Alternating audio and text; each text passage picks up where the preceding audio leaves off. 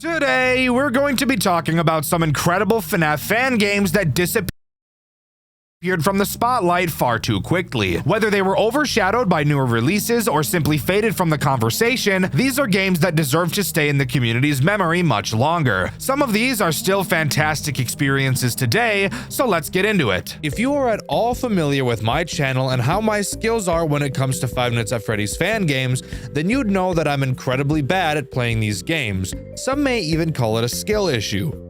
I'm not sure what's wrong with me, but when it comes to being able to focus and complete high nerve control tasks like FNAF games, I tend to just completely drop the ball harder than my actual balls dropped. But today, I've managed to find a well-known FNAF fan game that I was actually able to 100% complete. After doing so, I was so incredibly proud of myself, I knew I had to make a video talking all about it. Typically, when it comes to FNAF games that I make videos about, I play through as much of them as I can, and when I find a night that I tend to struggle on, I'll pour at least an hour of attempts into it, whereafter, if I continue to fail, I will switch to watching someone else play the game and continue to take notes for the script. This game, however, was not like that, and the game in question is Baby's Nightmare Circus.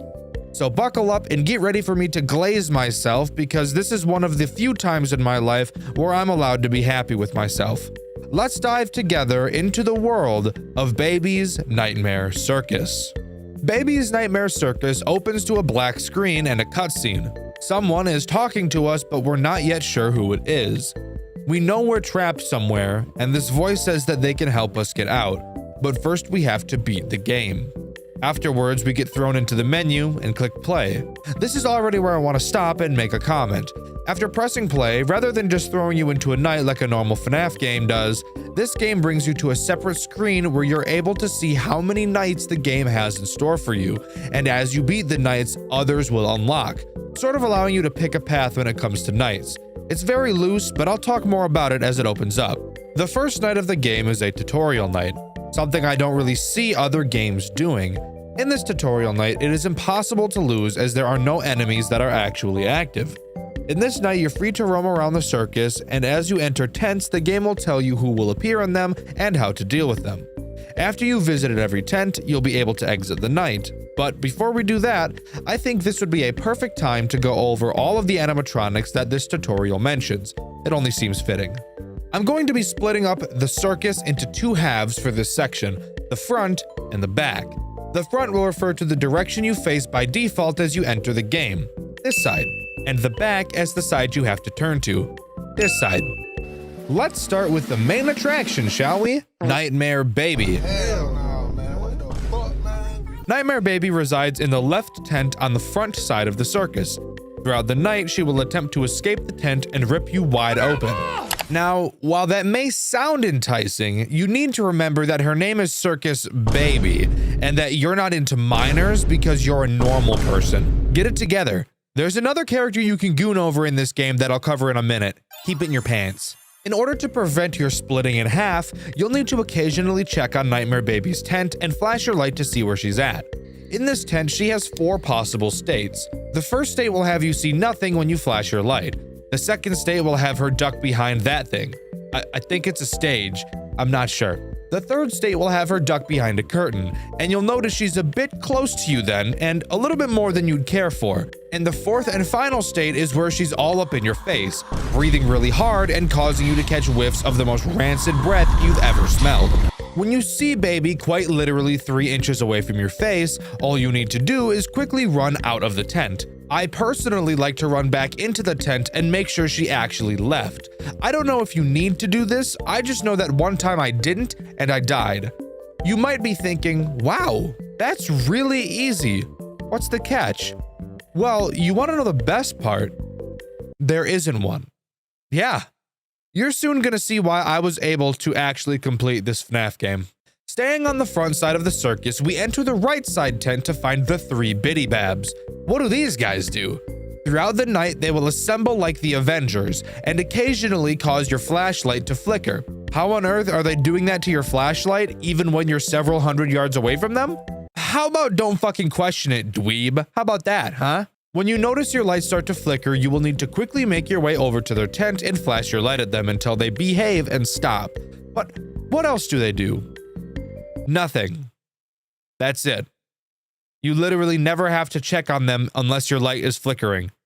This game is buttfuck easy. If you're bad at these types of games but still want to play one and feel talented, Baby's Nightmare Circus is for you. Once you understand how every character works, which isn't hard, losing will become impossible.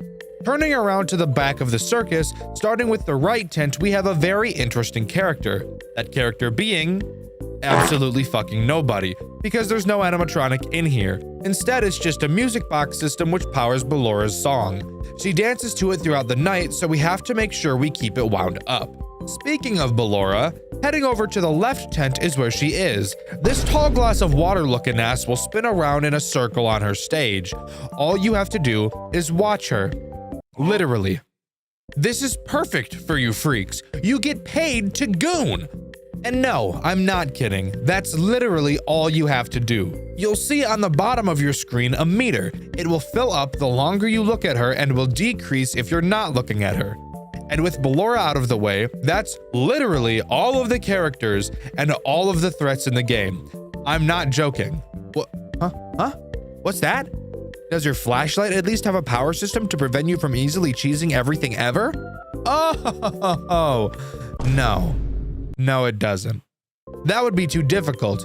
How does this game sound, guys? You might be wondering why I'm even covering it if there isn't a mechanic that's mildly annoying for me to point at and say, "This motherfuck fucking sucks, fuck shit, fuck ass shit, fuck bitch." Well, I promise that there's something interesting about this game. And if you can stick it out with me to the end, you'll see what I'm talking about. As I stated previously, there are multiple different nights, but calling them levels and minigames makes much more sense. The three main levels are called the easy way, the medium way, and the hard way. That last one being a reference to my nards. All three are pretty boring and are just a slightly more difficult version of the last. You may find yourself getting a little stuck on the medium way, however, and to counter that, let me tell you the god strategy that will make completing these nights 100% possible every single time. Okay, so the night starts. Here's what you're gonna do. Immediately turn around and go check on Bellora until her meter is full. Then go over to the music box and yank on its crank. Next, you'll go back over to Bellora and fill her up again. Pause. And finally, you'll turn around and check Baby's location.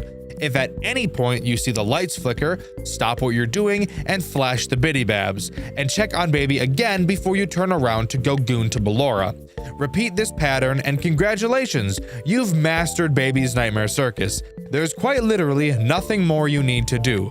Something you will notice incredibly quickly while playing this game is that most, if not all, characters are dealt with by looking at them. Which, by the way, is the exact same mechanic as another disgusting FNAF game I'll be covering in the near future. Want to know one more super cool thing about the main gameplay loop here? No? Well, too bad. I'm going to tell you anyway. I personally have never had the biddy babs attack more than twice in a night. And usually they only ever attacked once, and that was right at the start of the night. I'm not sure if this is a bug or if they seriously were meant to rarely attack, but goddamn is this game easy. But let's take a short break from the main gameplay loop to talk about the three minigames in this game: Mini Arena Rules, Bonbon Rules, and Bonnet Rules. Let's start with Mini Arena Rules, as it will be the first one you're able to access. Mini Arena Rules consists of 3 tents. This minigame is pretty similar to the plush trap minigame from FNAF 4 in a way. Mini Arena can appear at any of the 3 tents, and you will have to perform a different action depending on which one she's at. I'm gonna give you a small spoiler here and say that every single minigame is exactly the same. The only difference between them is which tents have which actions, and which character is trying to kill you in each game. I don't need to go over each game and waste your time, so I'll quickly go over the 3 actions. For one of the tents, you have to just hold your flashlight on them. The second tent requires you to flash them with your flashlight several times. And the third tent has you scratch your ass and not even bother turning your flashlight on. No, I'm not joking. It's really that easy. How do you know when they're there? Well, you can't just flash your light anytime you want because they will kill the fuck out of you. But lucky for us, the characters will always make a very noticeable sound cue when they've entered a tent. When you hear that, you just turn your light on to see which tent they're at and then respond accordingly. At the beginning of the minigame, the game will tell you which tent corresponds to which action. So whoopity-doo, these minigames are really just time wasters. Let's talk about the next interesting night called Fun Times. Oh boy, I wonder what interesting and unique mechanics will appear on this night. Fucking nothing! It's the same mechanics as the last 3 nights, just with different characters. Instead of Nightmare Baby, you have Nightmare Funtime Freddy. Ballora is replaced with Nightmare Funtime Foxy, and the Biddy Babs are replaced with nothing because it's just the Biddy Babs again. Oh, brother, this guy stinks! Could have at least swapped them out with Electro Babs. That way, them being able to mess with your flashlight would actually make a little bit of sense, but no, whatever, that's fine. How about difficulty? Is this night any harder? No. No, it isn't. You can beat this night just as easily as the previous nights using the God strategy I mentioned earlier. Well, it looks like there's one more night. What could it be? Fun Times 2. Well, okay, is there anything different about— Why are you even fucking asking a stupid ass question like that? Have you not been watching the video? No, there's nothing different about it. I was prepared for this night to be significantly harder than the last, but it wasn't, not even a little bit. There are so many conceivable ways to fix this game and make it a little bit more interesting. The first thing I can think of is giving the flashlight power. That would make this game worlds harder. And to be clear, I don't believe difficulty is what makes a game good, but this game is so easy, you seriously don't even have to focus on it. While I was playing this game, most of the time I was telling random stories or ranting about something random, which you can hear if you watch my playthrough series over on Dxtr Black. Go subscribe, by the way. It's miles behind this channel in subscribers, and I think that's really sad. If you like this channel, then you'll like that one too. But now I promise something a little different is going to happen in this game. We've unlocked a level called N-Night. If you couldn't figure out what that means, it's just a night with Ennard in it. How does it play? Well, I've got good news and bad news. The good news is it's not the same setup as the previous levels, so you can't just use the God strategy. However, the bad news is this is arguably the easiest level in the entire game. No joke. It's easy as fuck. Let me explain it to you. So, Ennard will appear at random in any of the 4 tents. When he goes to one, he will make a sound to hint at which tent he entered. If he's in Ballora's tent, you'll be able to hear faint music. If he's in the music box tent, you'll be able to hear the crank. If he's in the Biddy Babs tent, your flashlight will start to flicker, and if he's in Baby's tent, you'll hear him grunting, I think? I don't really know what that sound is that he's making in there. Once you know which tent he's in, you'll have to quickly go to said tent and rapidly flash your flashlight at him until he goes away. That's it. Nothing else. No Biddy Babs, no Ballora, no music box, no Baby, just Ennard moving around. To give him some credit, he moves around pretty quickly, so you'll be running around a lot, but by no means is this level hard in the slightest. But something else interesting about this night is the reward you get for beating it. Rewards are something I've neglected to mention thus far, and that's because they're not really important at all, until now. To quickly go over everything, beating the easy way gives you a gold coin, beating the medium way gives you a silver coin, not sure why you get a worse coin for beating a more difficult night, but fuck it, right? Beating the hard way gives you a golden baby head, don't get any fucked up ideas, you freaks.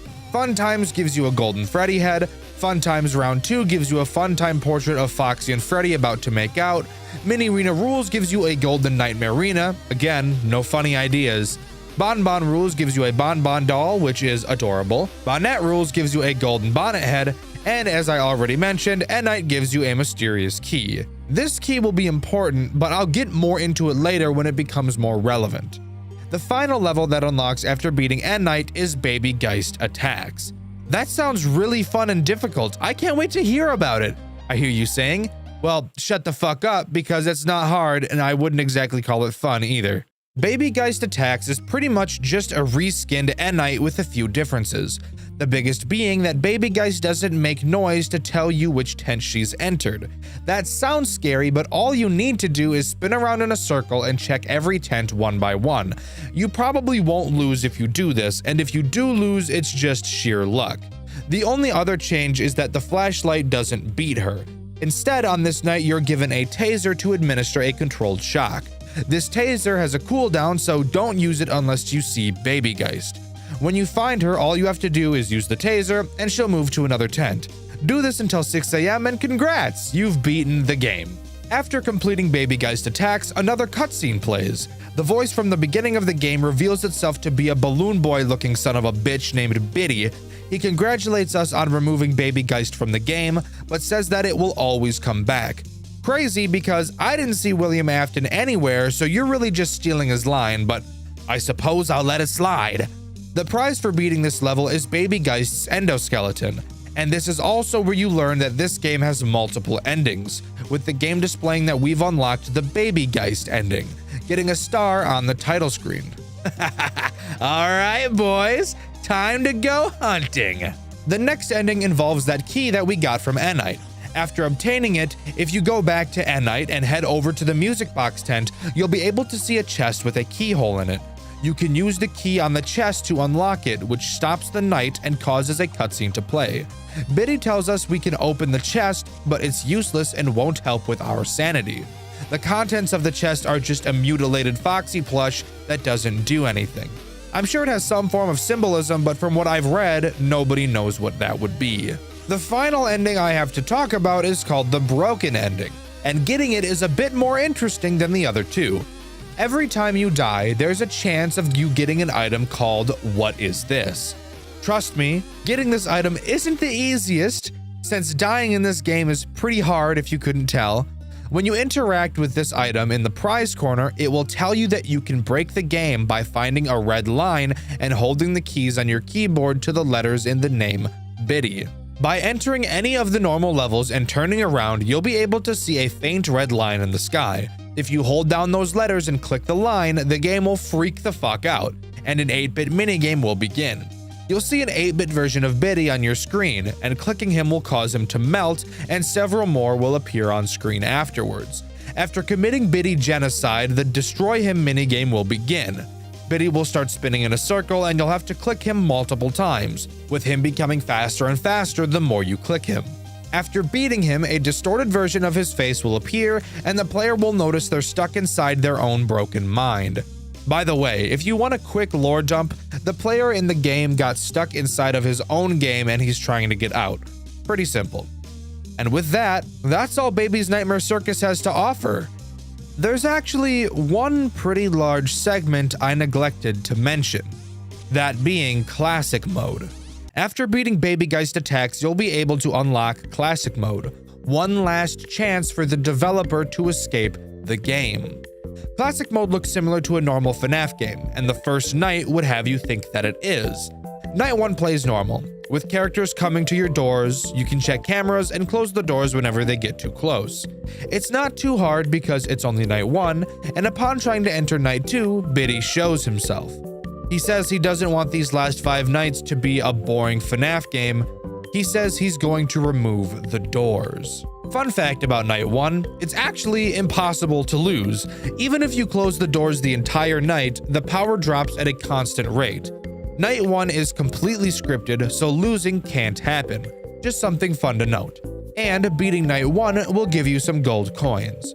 Night 2 starts in a backstage-like area where you have to go back and forth staring at different animatronics, with Freddy getting a bit too close at times.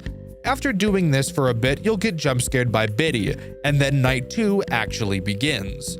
At this point, you'll be placed in a vent with Funtime Foxy as your main threat. You'll have to slowly crawl forward and listen for Foxy crawling around. When you hear him, you need to stop moving. Once his banging stops, you can keep moving. Incredibly easy, but something cool is that halfway through you'll be able to see Foxy's eye. Just a nice little touch that I thought was pretty sick.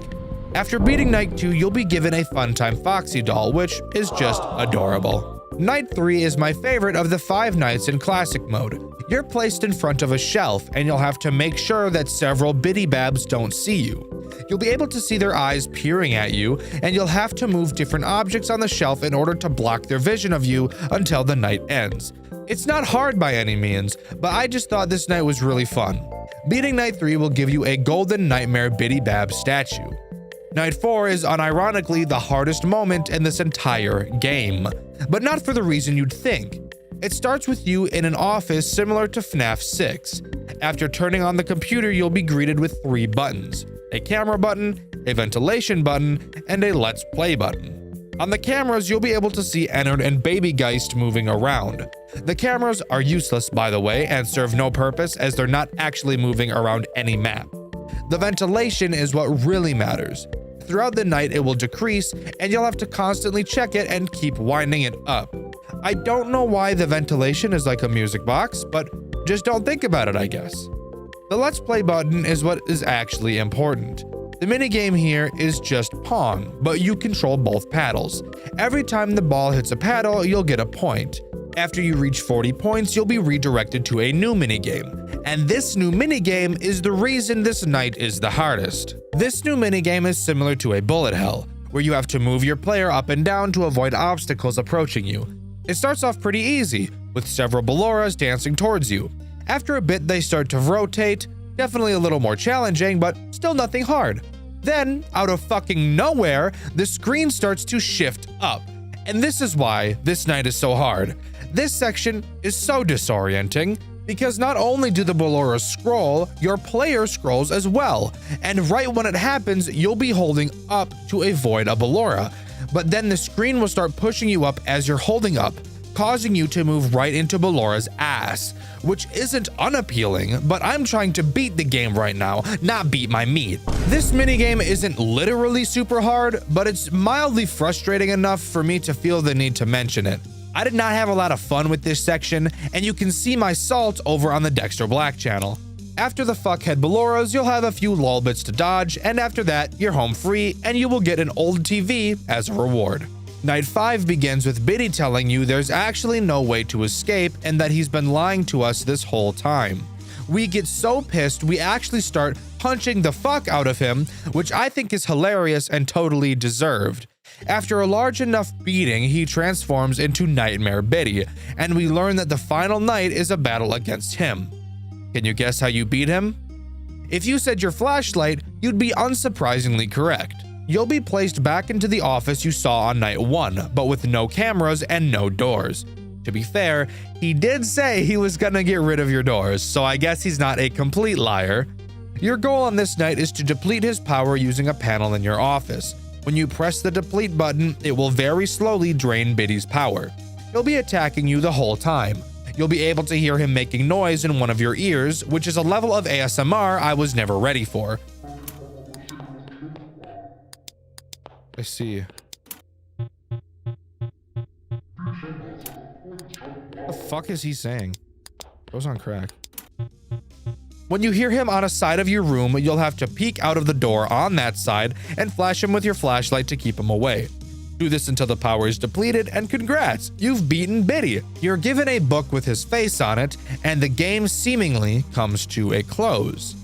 But judging by the word seemingly, I'm sure you know we're not done yet. Going to the prize corner, you can actually look inside the book and see every character you've gone up against in classic mode, with the exception of one grayed out silhouette we haven't seen before. Clicking on that page throws you into one final boss fight with Mr. Afton. Oh shit, I guess he does always come back. This fight, while unique, also isn't hard like the rest of the game. In this fight, you'll be back in the office again. This time, you'll have your doors and your cameras, which are actually useful this time around. If you ever see Afton in one of your hallways, you'll have to quickly, and I do mean quickly, close the doors until he leaves. This is the only difficult part of this boss fight. The speed you have to have, it isn't anything crazy like some other FNAF games, but for this game, it's incredibly noticeable. The only other place Afton can be seen is in your vents. If you see him there, you'll just have to stare at him on the cameras until he leaves. That can get scary because of your power situation, but I've got a small theory about that. I don't think your power can run out. I honestly believe that your power decreases at a constant rate like it does in night 1. I never lost due to running out of power, so that's something I can't confirm. But let me know your guys' experience with it in the comments. After beating Mr. Afton, the game pretty much is over. We have 3 more prizes to collect though, and these can be collected in 2 hidden minigames. The final prize you get from unlocking all the prizes. The first minigame can be found on night 2. Instead of moving forward in the vents, you can hold S to move backwards. Once you move your character off screen, you'll be thrown into a minigame where all you have to do is walk forward and collect a plushie.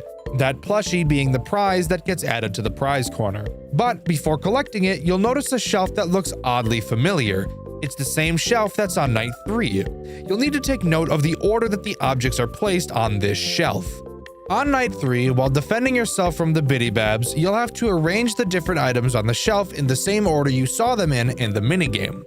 I recommend just taking a picture of it like I did. After doing so, you'll be thrown into another minigame where you also just walk around and grab a plushie. After doing so, you'll unlock the final prize, which is just a picture of multiple locations you've seen throughout the game. And with that, you've officially 100%ed Baby's Nightmare Circus, and that's all the game has to offer. And with that, that's all I have to offer about the game as well. I loved playing this game. Yes, it's not hard or particularly interesting, but I think of it as a casual FNAF experience and a fandom full of some of the most challenging experiences you'll ever take part in, and I can appreciate that.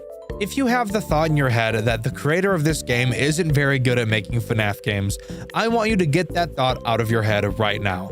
This guy knows what he's doing.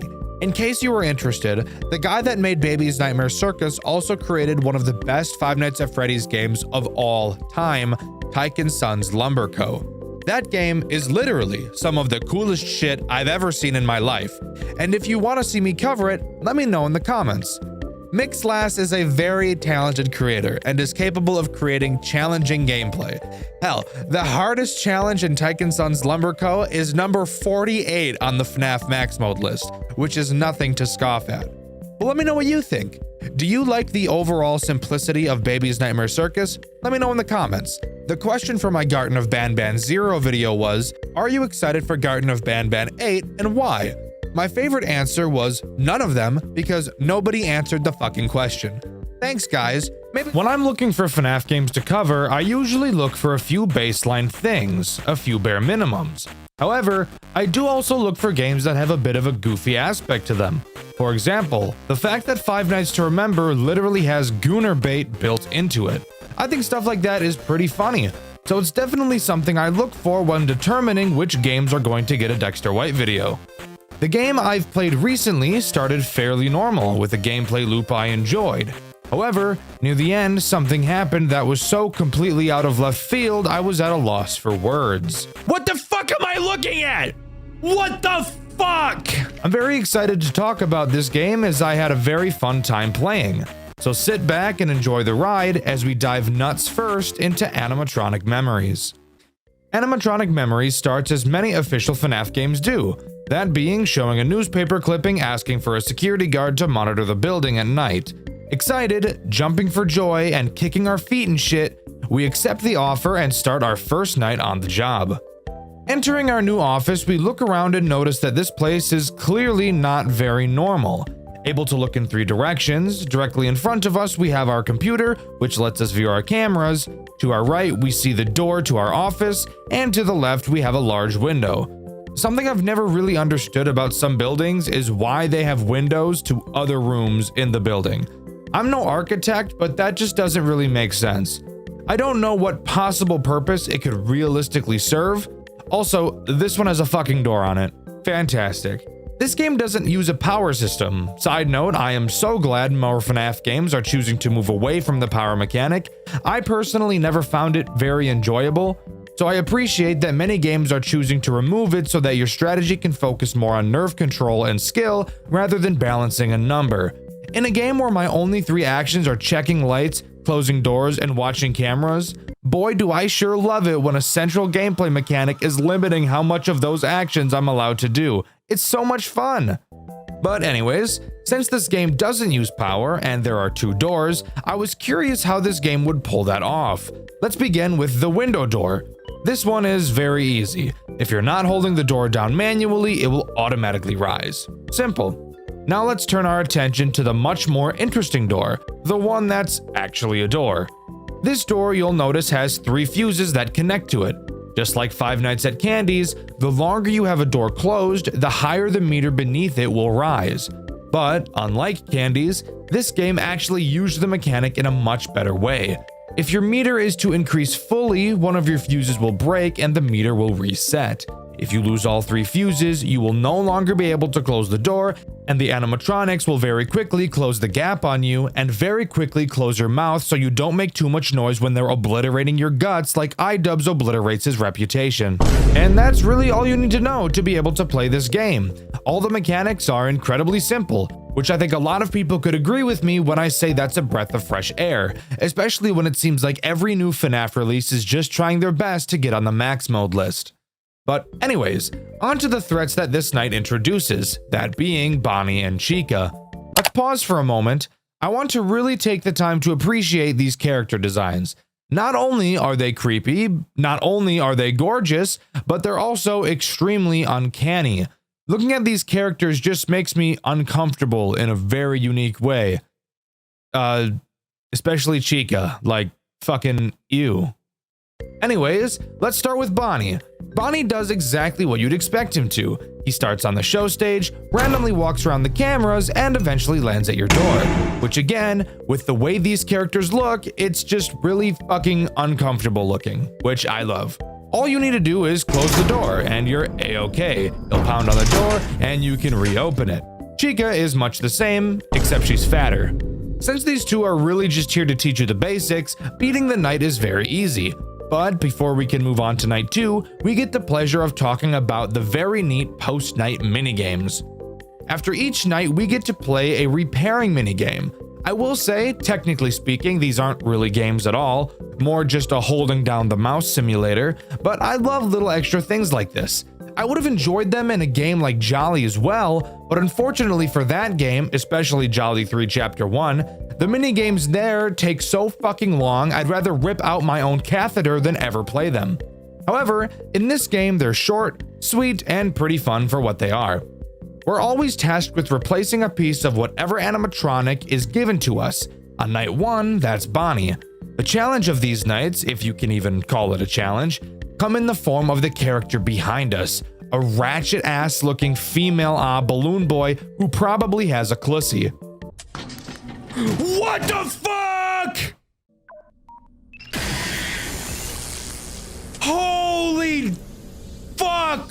Throughout the minigame, you will hear her making noises behind you, slowly inching closer and closer. When she gets too close, you'll have to quickly whip around and fucking tase her, which I think is just awesome. Afterwards, she'll back up off you, and the cycle continues. Overall, not too difficult, but something extra that I think adds some spice to the game. Something you'll notice about the night sections is that they feel a lot shorter than most FNAF games, and that's because they are. But where the game lacks in length of night segments, it totally makes up for in the form of its 8-bit minigames.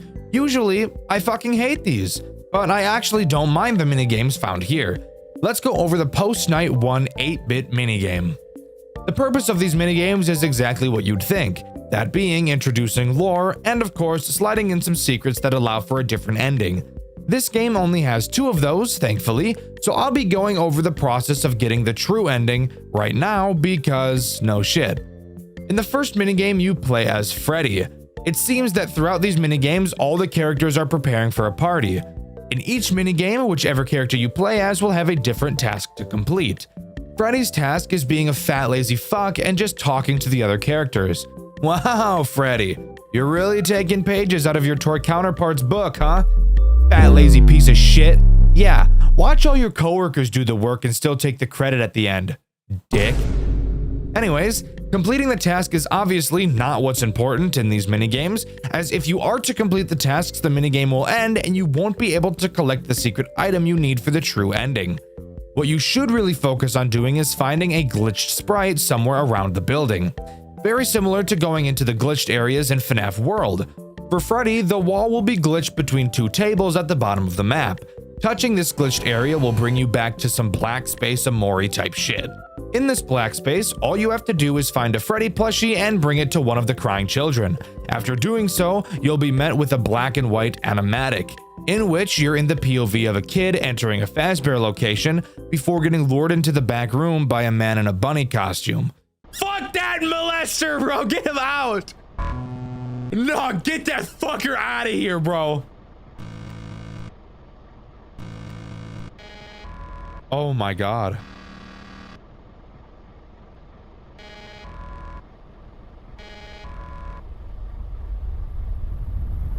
What the fuck? What the fuck? Oh, great. I think we all know where this is going. Moving on to night 2, which introduces one new threat. That being Freddy himself, the hulking, titanous, gargantuan-ass bear. He attacks the door exactly like Bonnie and Chica, except he does something even more cancerous. He will also attack your door, except he moves through cameras a lot faster than Bonnie and Chica do. And once he reaches your door, he'll enter a lot faster than them as well. Instead of jump scaring you, he does like Phone Guy says and gets a little bit quirky, choosing to reach his hand into your fuse box and immediately break all of them, then jump scare you. Now, as cool as that is, I do have to ask the question, if he kills you after doing this, then why doesn't he just kill you? Don't get me wrong, I love little details like this and I'm not necessarily complaining, but it's a genuine question. I'm assuming the dev just didn't want to have 3 characters appear to do the exact same thing, even though, to be fair, Bonnie, Chica, and Freddy all end up doing the exact same thing, just at various speeds. This is something that could be attributed to laziness, but you have to answer whether you think it is for yourself, and I'll be talking about it a little bit later. Post Night 2 repair needs you to fix up Chica and her cupcake. Ew! Ew! Bro, this bitch is disgusting, dude. Again, this is much the same as the last one. Tootsie, which, yes, by the way, is that clown's name, is more aggressive, but it's still pretty easy to deal with. However, the Post Night 2 minigame is different, and that makes me excited, because, would you believe me if I said this, I will actually enjoy talking about the lore in this game. I know, crazy. Turns out, when I'm told a story where I don't have to spend a billion fucking hours searching for answers, that actually makes it fun. Anyways, in this minigame you play as Bonnie, and the goal of the minigame is to do some sweeping, aka manual labor, something Toy Freddy would avoid at all costs because he's unemployed. But fuck actually doing the task at hand, that's for retards. Instead, we're going to warp the fabric of space and time by touching a busted up table and be teleported directly to hell. Doesn't that sound way better than doing the everyday tasks of a customer service job? Awesome. Well, once you enter black space, all you need to do is find a Bonnie plush and once again give it to one of the crying children. Once again, afterwards we get a cutscene where we're in the POV of a child, this time being bullied by some fat ass children.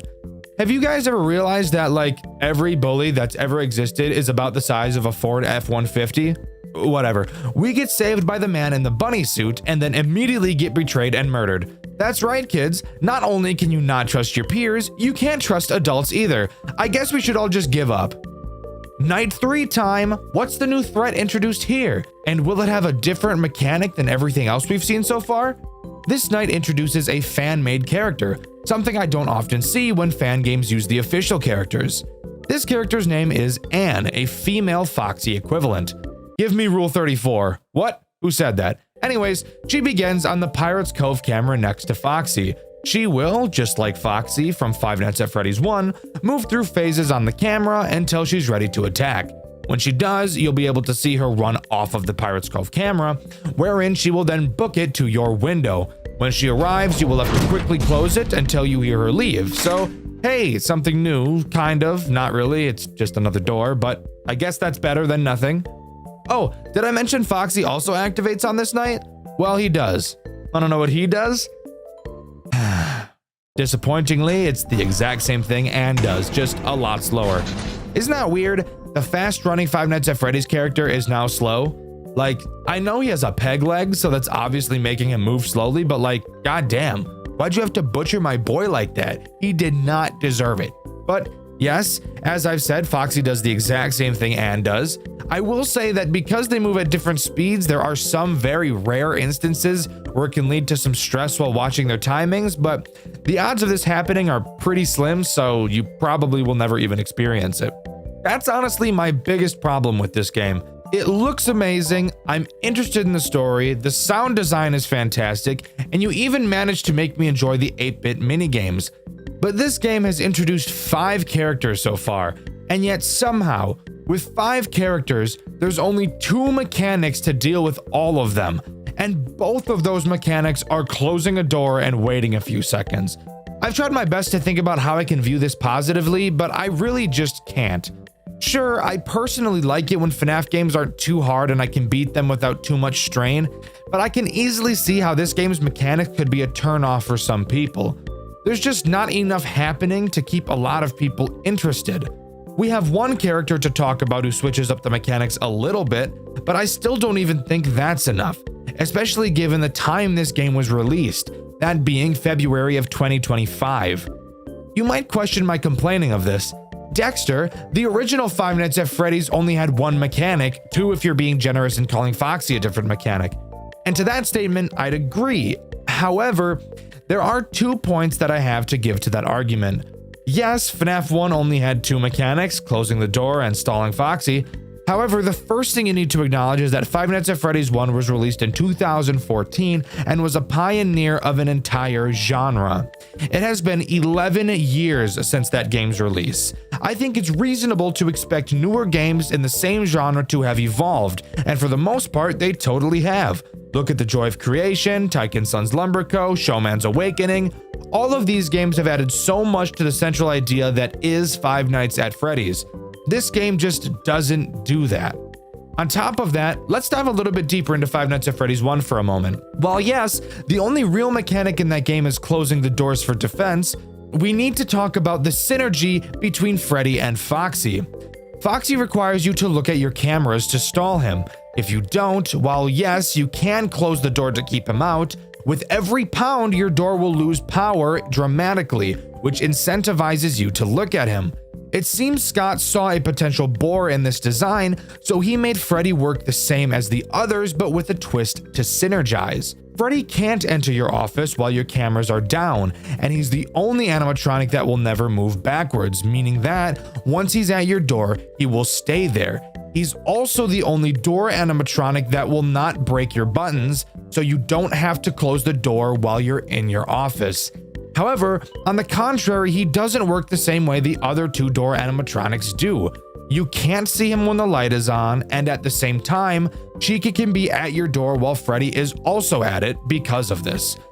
Because of this mechanic, it's very likely that Freddy will be at your door for most of the night, especially on nights 5 and 6.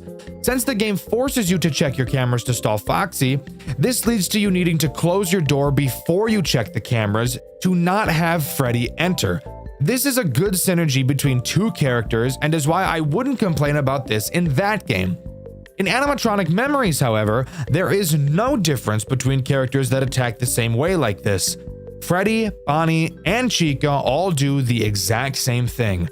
Anne and Foxy also both do the exact same thing.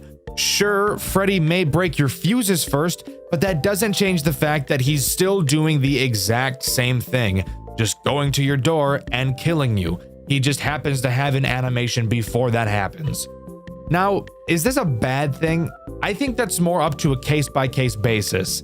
While yes, I do feel that it's boring, I still had plenty of fun playing this game and I would still recommend it to people. I just think it's obviously important to point out flaws like this when analyzing a game. Sorry about that tangent. Moving on to the repair minigame. In this one, we're asked with fixing up Freddy, who has some insane crow's feet. Like, holy shit, this guy's old as fuck. But this doesn't change anything from the last 2, so let's move on to the 8-bit minigame. In this minigame, we play as Chica, tasked with collecting ingredients for a cake. Shut the fuck up! I don't care about your bitch-ass task! Let's go to hell! Oh, but before we do that, I should mention that there's an endoskeleton that starts spawning, and if you touch it, you die. So, like, don't do that. Anyways, once we're back in black space, you once again have to get a plushie. This time, doing so is a bit different. You'll see several eyes on the floor. Interacting with them will cause them to close.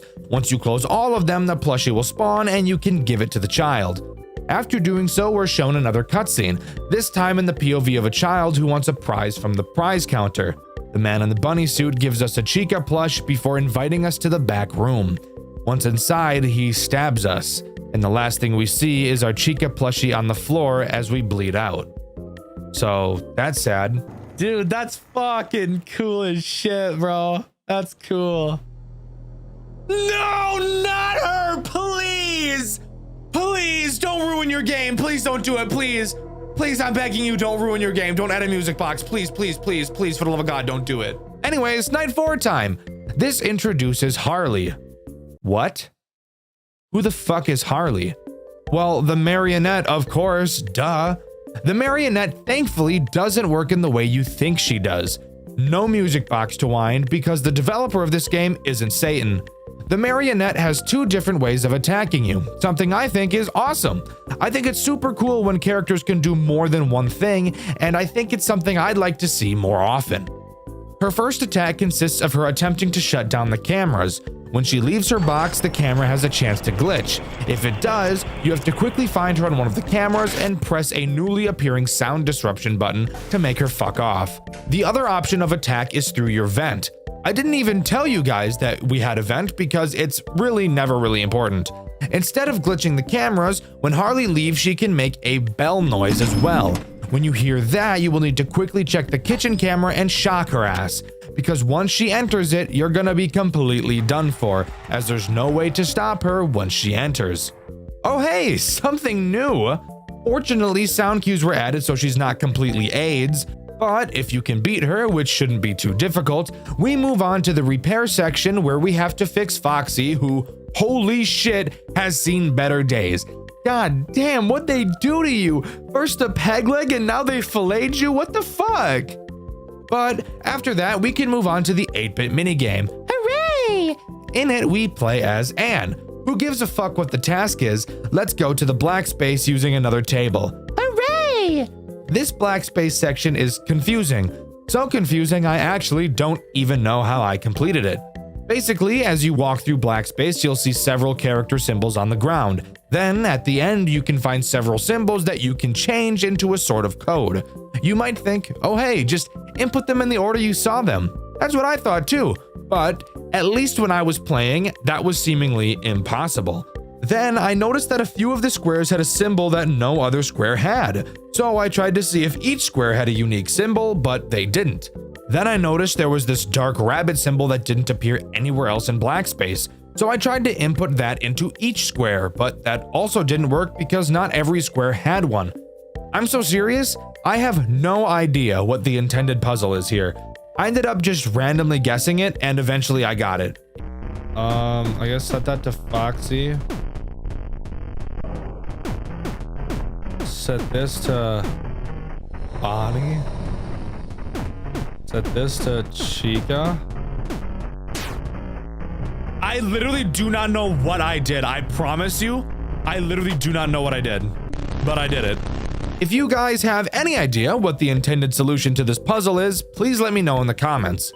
But once you get the plush and give it to the child, we take another look at another cutscene. This time, the man just ganks some random ass kid who was just standing there minding their own business and murders them. No motive. Jesus Christ. I'm not going to bother talking about Night 5 since it's just a harder version of Night 4. Additionally, there's no repair section after this night, only being one final 8-bit minigame. In this one, we play as Foxy. Going into black space, we can place all the plushies we've collected on podiums, which will give us the Foxy plush.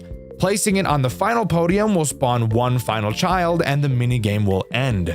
Being tossed into one final cutscene, we see another kid get shanked to death. Amazing and deserved. Shouldn't have been a child, dumbass. But what about Night 6? Well, of course, as usual, we were told not to come back tonight, but we said fuck it, we ball, and decided to come back anyways. Nobody was present. We enter the office, but get a strange feeling that we're being watched.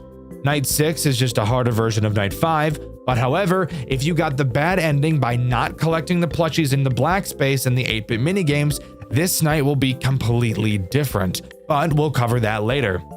After completing the night, a literal masterpiece of a cutscene plays out.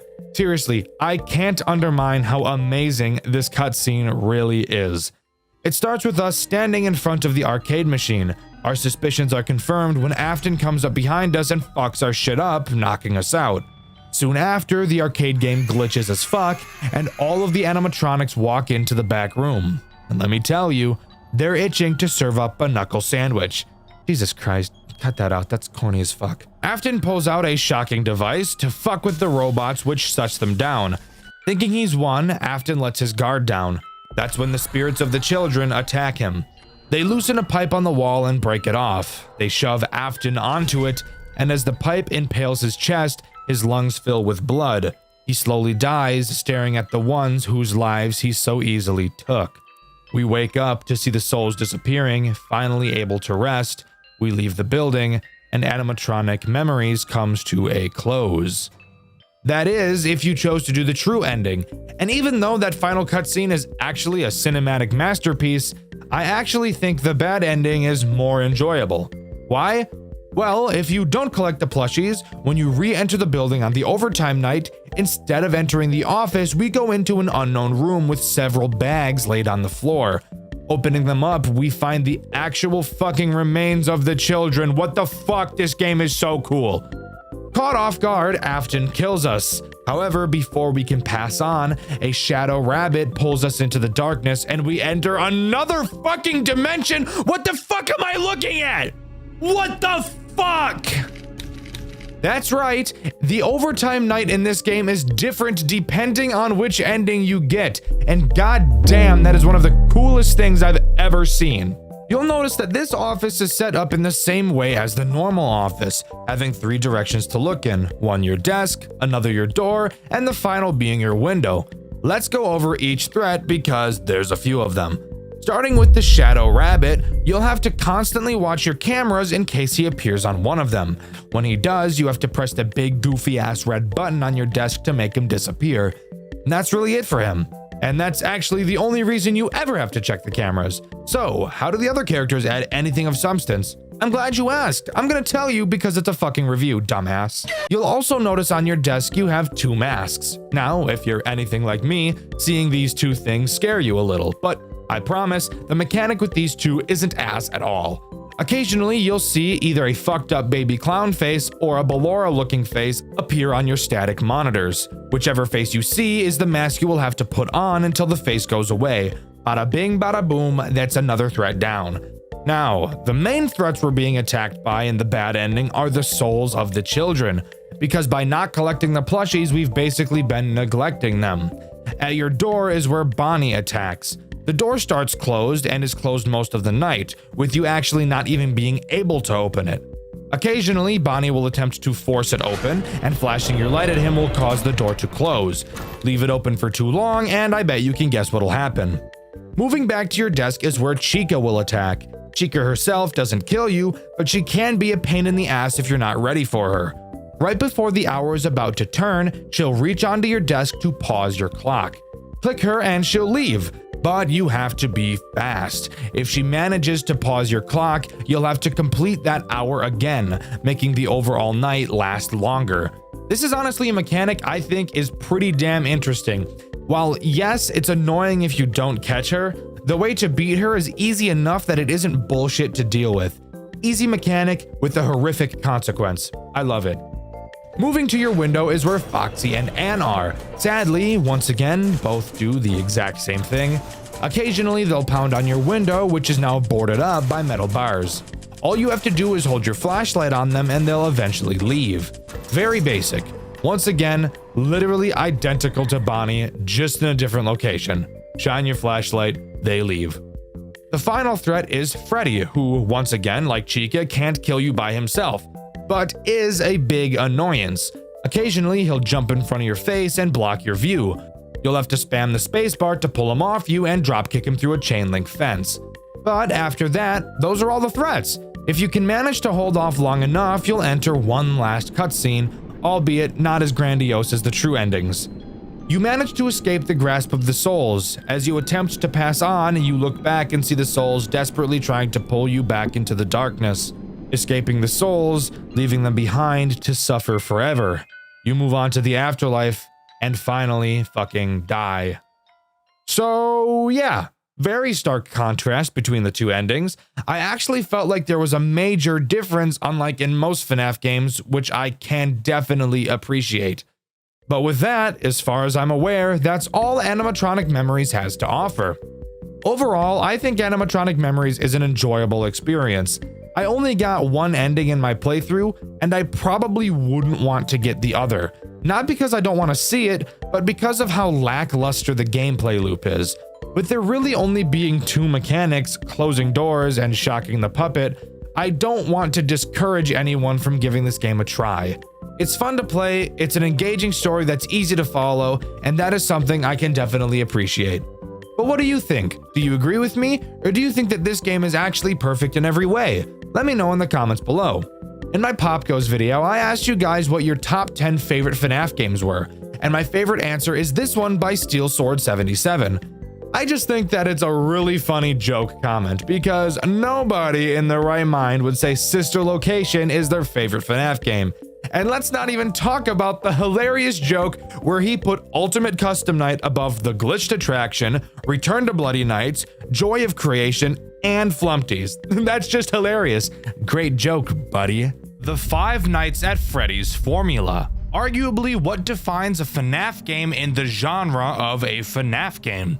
You're stuck in a small space, you can't move, and several threats are trying to eliminate you as you use a small amount of tools to defend yourself for an arbitrary amount of time. This, in a nutshell, is Five Nights at Freddy's as a genre. However, there are some Five Nights at Freddy's fan games that don't follow this formula, and if it wasn't for the use of the characters from the original game, you would have no idea that they were even FNAF games to begin with. And maybe you can think of a few games like this. The game I'll be covering today is another one of those games. A game so unique, so good, that if it didn't use official FNAF characters, it could easily be its own fantastic survival horror experience. So sit back, strap in, and join me today as we cover Fredbear and Friends Reboot. You can honestly think about Fredbear and Friends Reboot as more of an Outlast, Resident Evil, or Poppy Playtime style game, purely in terms of how it plays. It's a story-based, free-roam survival horror game, except it uses characters and settings from the Five Nights at Freddy's universe, and it's honestly super cool. We play as a guy named Thomas. When this game takes place, the Fredbear and Friends restaurant had been closed for over 26 years. And together with our friends Chris, Ashley, and Richard, they all decided it'd be a great idea to do some urban exploring in the now abandoned building, not knowing that they were about to walk into a sick and sadistic death trap, the likes of which they'd never experienced before. We drive to the restaurant where all of our friends are waiting and head inside to find them. We all talk about what the plan is, and it seems like they don't even fucking have one. So like, why are we even here? No matter. We decide to all split up like Scooby and the gang to explore faster, something I would never agree to do because this building is so dark I can barely see 10 feet in front of me. So, to solve the darkness problem, Richard finds the power room as we enter the office of the building. Successfully turning the power on, I ask the question, is it even possible for a building 26 years abandoned to even be able to have power? That's a genuine question, by the way. I mean, I guess it makes sense, but like, who's paying that bill? The city? I have no idea. After having our fun in the office, we meet back up with our bald friend Chris. I know being bald isn't a crucial plot point, but a plot point I found relevant to point out. Like, imagine being bald. Couldn't be me. I have luscious locks. Bald bitch, loser bitch, boy, loser bitch. Chris tells us he wants to continue exploring to find out more about this place, which I call bullshit on because this bald loser is sitting down and is actually not exploring a damn thing. Heading back to the office, we find 2 documents for Chris since he's too lazy to go look for himself. One of the documents mentions the animatronics acting up, and the other talks about an armed man in a purple suit. I wonder who that could possibly be. We go back to where Chris was, only to find him missing. After exploring around, we realize we can't find Richard or Ashley either. We hear a voice in the distance yelling to get away, and later hear what sounds like Richard getting attacked. What the fuck? We decide to say fuck our friends and run to the exit, only to find that the door is somehow locked. We decide we need to go hide in the office since there's a door we can close to keep ourselves safe. As we run down the hallway, we run into Chris. Relieved, we go to greet him, only to watch him get snatched from something hiding in the vent on the ceiling, pulling him up into the ceiling and tearing him apart. Yeah, not this way though, not fucking that way, no we ain't. We obviously turn around and go to the other entrance of the office since I'm not about to get ganked like Chris just did. As we go to the other hallway, we can hear loud metallic footsteps following behind us.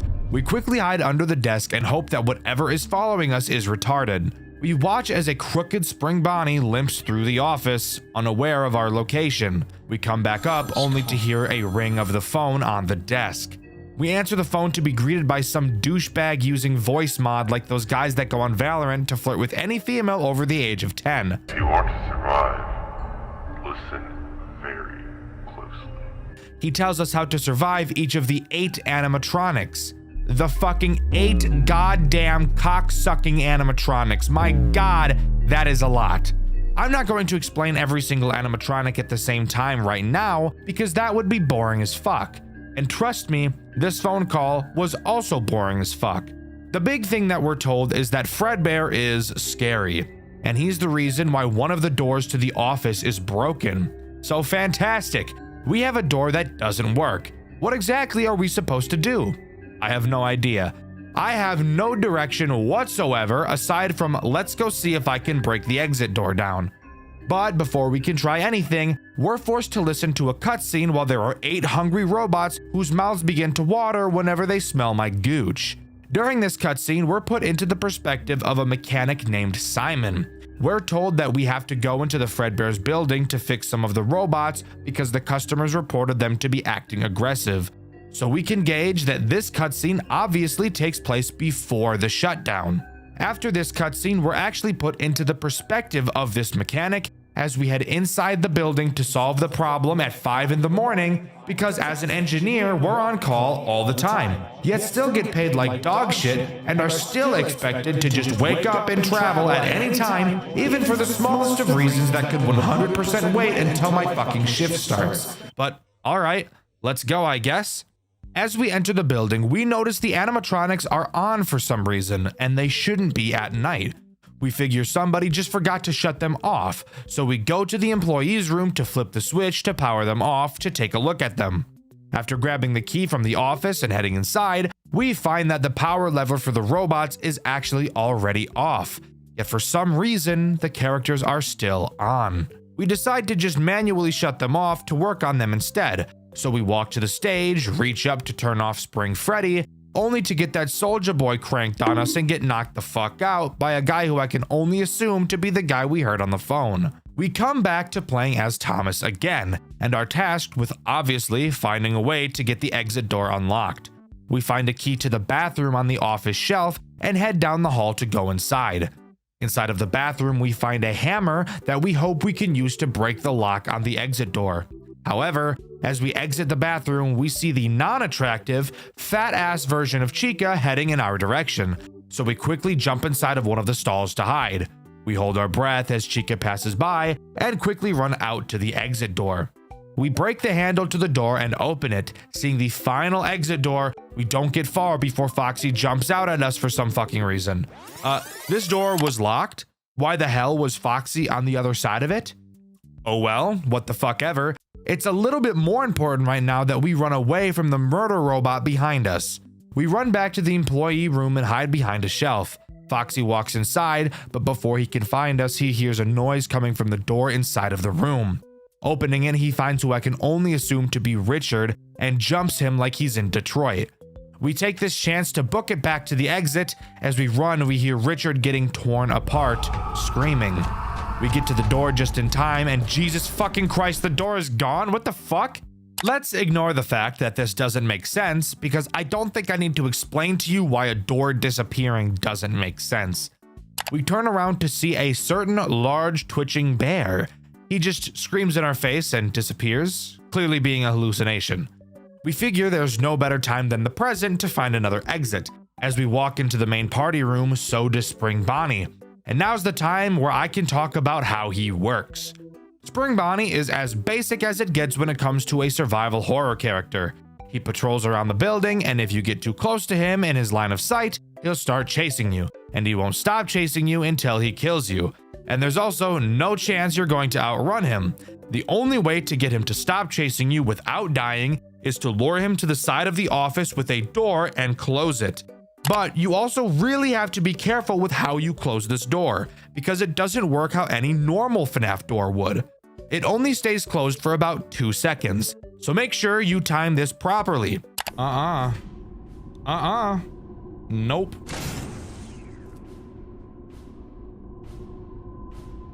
Oh, I closed it. I fucking closed it. I fucking closed it. I fucking closed it. I'm dead. I'm dead as shit. If you do, Spring Bonnie should be teleported to a different room in the building.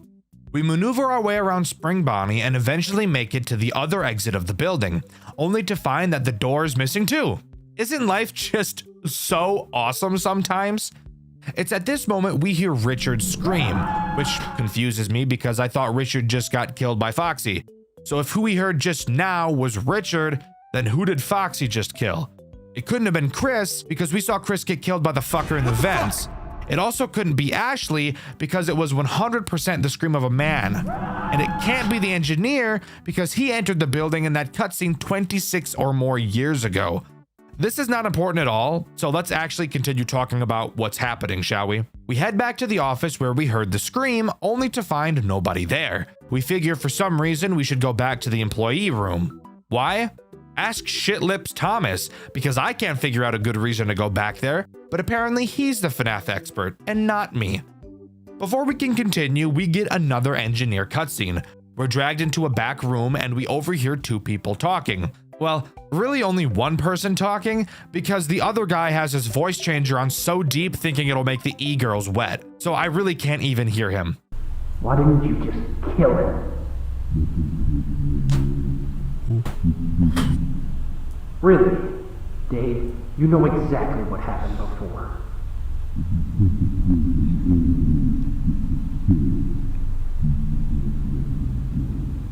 The voice I can hear sounds suspiciously like the guy on the phone who called us here at 5 in the fucking morning.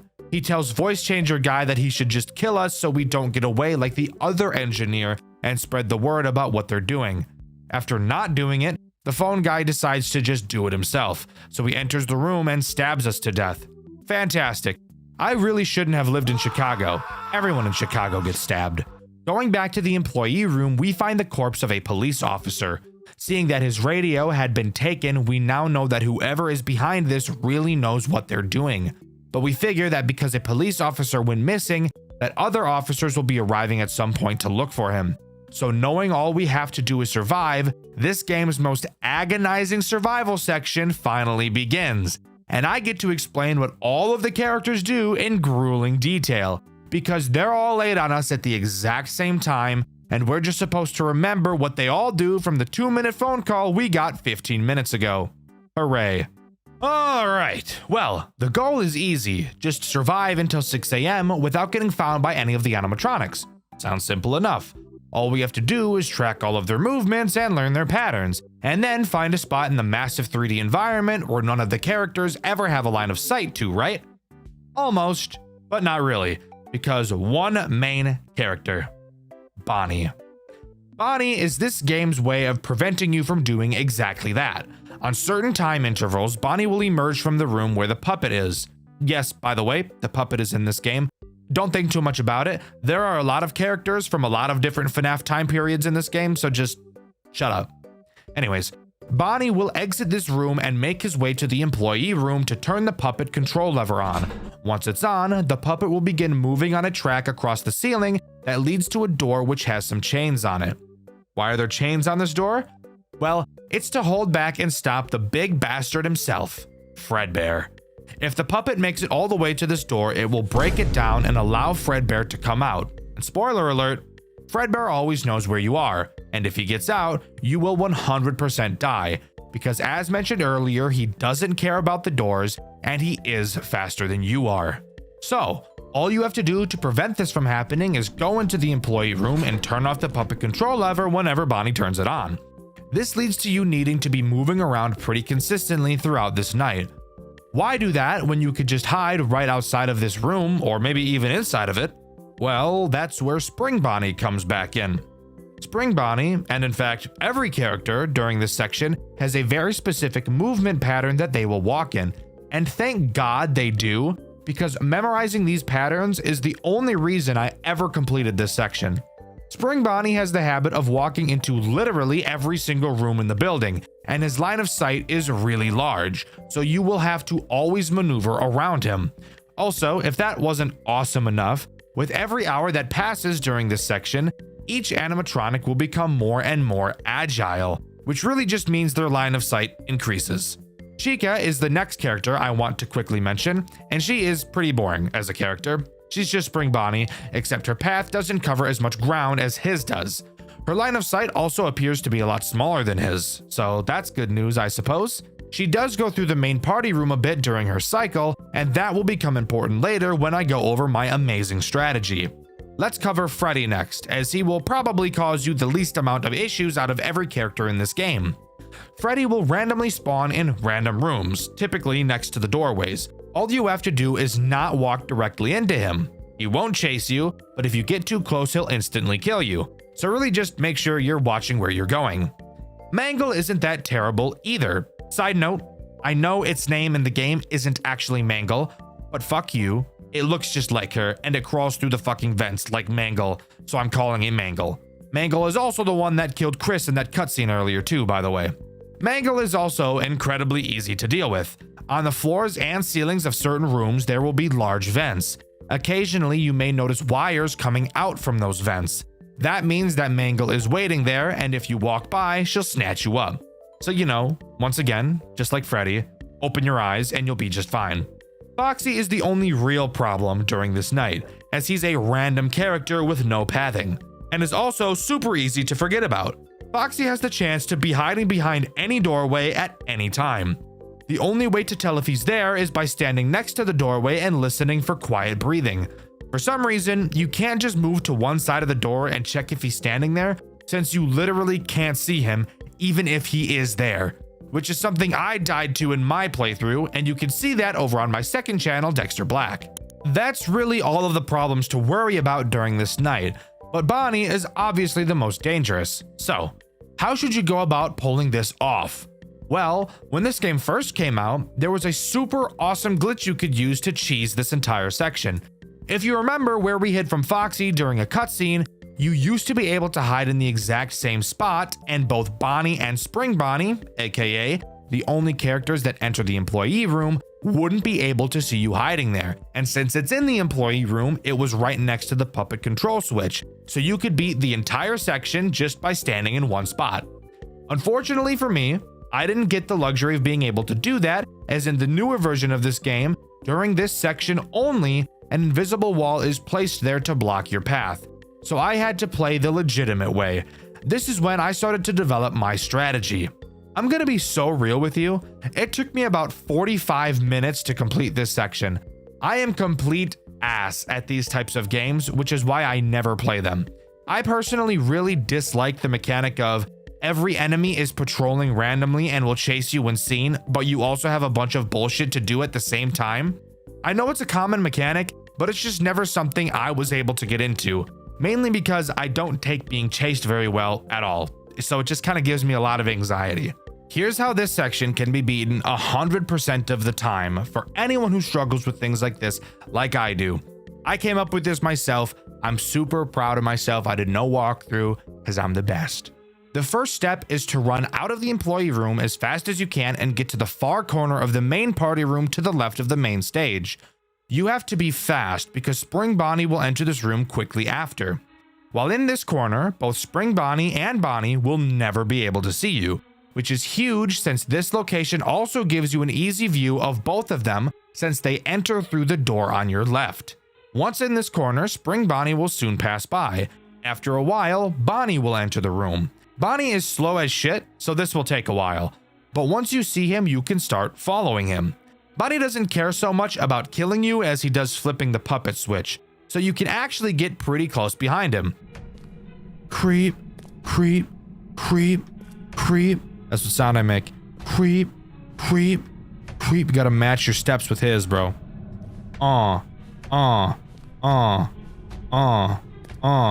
Boom, boom, boom, boom, boom, boom, boom. All good. But obviously, if you get too close, he'll still kill you. Once Bonnie leaves the main party room to enter the hallway, Spring Bonnie should be up near the office, so you don't have to worry about him. Take the time it takes for Bonnie to enter the employee room and flip the switch to stand by the doorway to listen for Foxy. Once Bonnie flips the switch, quickly enter the employee room and turn it off. After Bonnie flips the switch, he will exit the room through a door you can't even open, so you don't have to worry about him turning around. After flipping the switch, you want to run back to the main party room. At this point, Chica should be inside. She will walk around the tables and exit the room through the door that both Bonnies enter through. Simply be slow and follow her. Once she leaves the room, go back into the far left corner again. This is now going to begin the second cycle. This time, since the paths that Bonnie and Spring Bonnie take are much different in length, they will be a lot closer together. Bonnie will enter the room first this time, with Spring Bonnie directly behind him. Once Spring Bonnie goes up and around the tables, you can start slowly following Bonnie. At this point, you'll have to be patient, since Spring Bonnie will enter the entrance room, then travel back into the party room, and then go into the hall to the employee room. Then we'll travel to the office. So you will hear Bonnie flip the switch, and you will have to wait probably 30 to 45 seconds before you can switch it back, because if you're too fast, Spring Bonnie will see you. If you sneak past him while he's in the entrance room, it appears that Foxy will always be behind the door to the hallway and you will die. So it's your best bet to just wait for Spring Bonnie to finish the cycle and start walking to the office. I recommend waiting directly in front of the stage during this section since he won't be able to see you. Once he goes down the hall, quickly run into the employee room and flip the switch. Then quickly run back into the party room and go right into the exit doorway. Chica will be entering the party room at this point, and if you're any closer to the stage, she will see you. Once she walks around the tables, once again, you can follow her out and go back to the hiding spot in the far left corner. Now, the third cycle gets a little bit scary, so be ready. Bonnie will soon enter the room again, with Spring Bonnie fairly close behind. However, there is enough room between Bonnie and Spring Bonnie for you to be able to get in between them. Closely follow behind Bonnie and Spring Bonnie will enter the party room. Continue to follow Bonnie into the employee room and shut the switch off immediately after Bonnie turns it on. Immediately run back to the entrance of the party room. At this point, Spring Bonnie should be walking into the exit room. You can take this small window of time to run to the front of the stage. Spring Bonnie will enter the hallway, and once he does, you're safe to go back to the exit doorway. Since Spring Bonnie is near the office, you don't need to go back to the corner. In fact, you actually shouldn't, because Chica will follow behind Bonnie. Bonnie will once again pass you, and you can once again follow him into the employee room and shut the switch. After flipping this switch, this final time, you're home free. Simply sit in the employee room and this nightmare of a section will come to an end. And the best part is, since the movement of almost all of the characters is scripted, you'll be able to use this method to beat this section of the game every single time without fail. I hope you enjoyed this overtly long explanation section. It's easily what took me the longest to do while playing this game, so I figured I should devote a long time in the script talking about it. Let me know what you think. After beating this section, we get a cutscene where we're running down the hallway, being chased by Spring Bonnie. We get into the office and close the door on him, which literally cuts the fucker in half. I love this. This is peak. Absolute cinema. As we turn around, Foxy charges at us, but luckily the animatronic power gets shut off and Foxy shuts down right in front of us. Walking down the broken doors hallway, we see a deactivated Freddy, and Chica tries to kill us, only to get powered off at the same time, which actually scared me in my playthrough, which you can find on my second channel, Dxtr Black. We continue to explore the now eerily quiet building.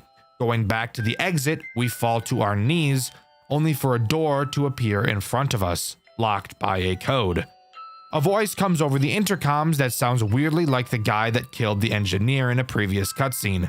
He tells us that he's impressed by our work and that the animatronics we faced thus far will be deactivated for the remainder of our stay, aside from two, who he calls his favorites.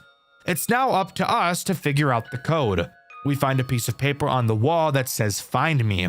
Not totally sure what the hell that means. We wander around into the puppet room where we find writing on the wall saying "It's me." Next to this message, we find another piece of paper saying "My back is to the corner." After reading this note, the two threats of this section activate. Fredbear, and Mangle.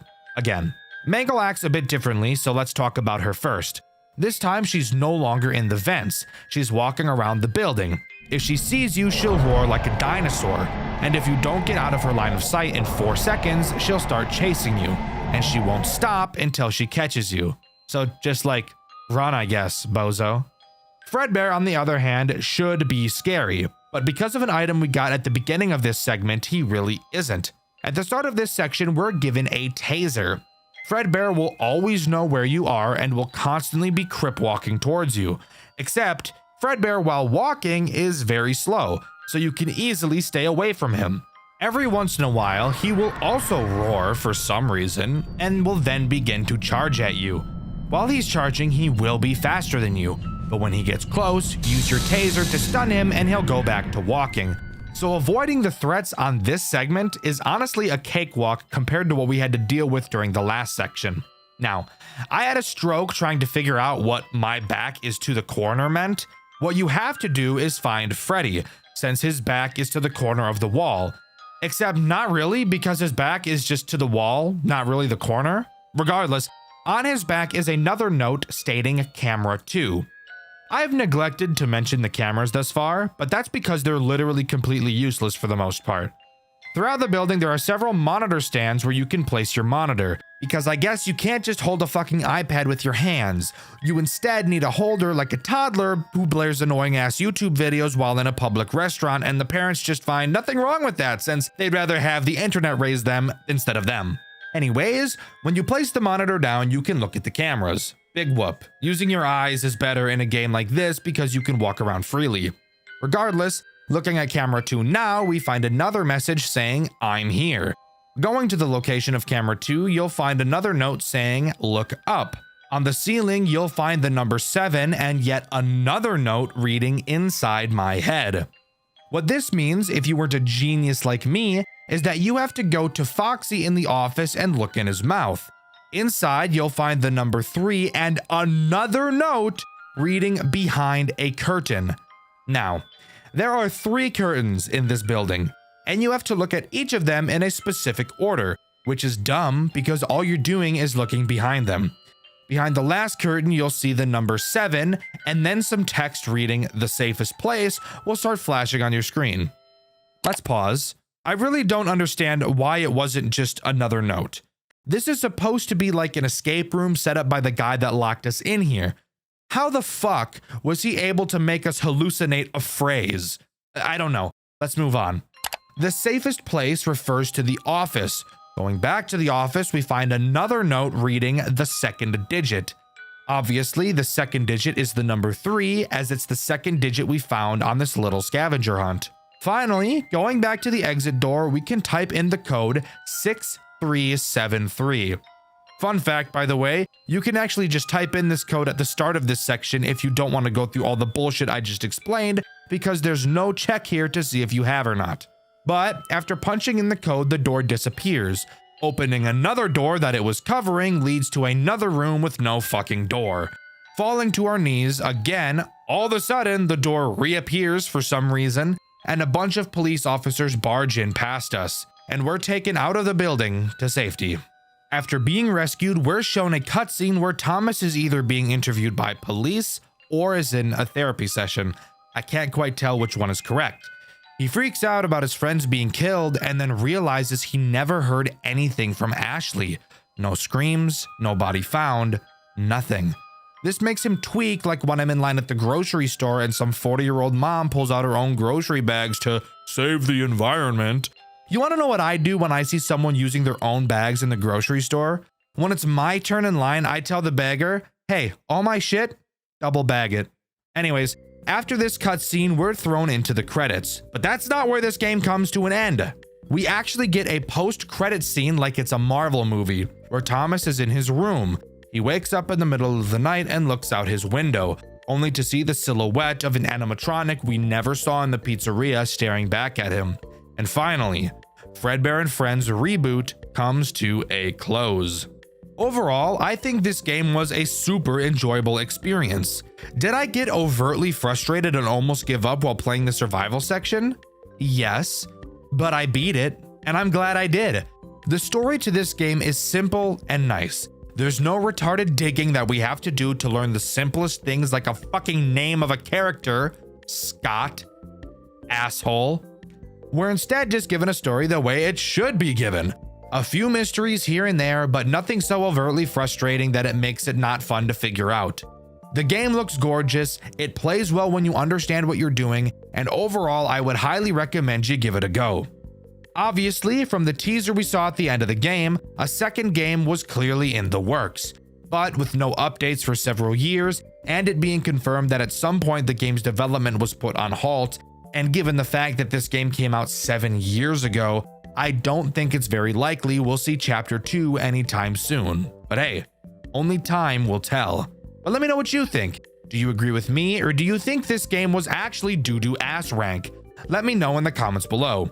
In my next Week at Freddy's video, I asked you guys what FNAF game you guys thought doesn't get enough recognition, and my favorite answer is this one by Seal Bonk. They said the Dormitibus remake, and I agree. I think that title has been dragged through the mud for obvious reasons, and I don't think a lot of people know that a remake even came out. Definitely go check it out if you haven't. 2025 has been a crazy year for Five Nights at Freddy's fan games so far. We've had incredible titles such as Banshee, Five Nights at Frederick's, and Freddy's Reanimated. It's honestly incredible to see how much this community is thriving after 11 years of the original game's release. Somehow, people are still able to take the original concept and add new and unique experiences to it, and are somehow able to retell the same story in a way that's interesting every single time. It really goes to show just how much love this community has for the original source material. Today, we're going to be looking at one of the newest FNAF fan games to release, one that has built up a lot of hype and certainly lived up to it, with mechanics so unique that I've never seen before. So join me today as we dive into the twisted world of Locked at Freddy's. Locked at Freddy's begins with an opening cutscene. We introduce ourselves as Elliot Woods, and we begin to tell the story of the most terrorizing night of our entire lives, starting with us taking a job offer at Freddy Fazbear's as a security job. When we pull up to the building, we notice a purple car parked outside. Thinking nothing of it, we walk inside the building and get knocked out by a man in a bunny suit. Wake up. Oh shit! So this is about to be cool. Oh, what the fuck? What the fuck? We wake up inside of a Springlock suit.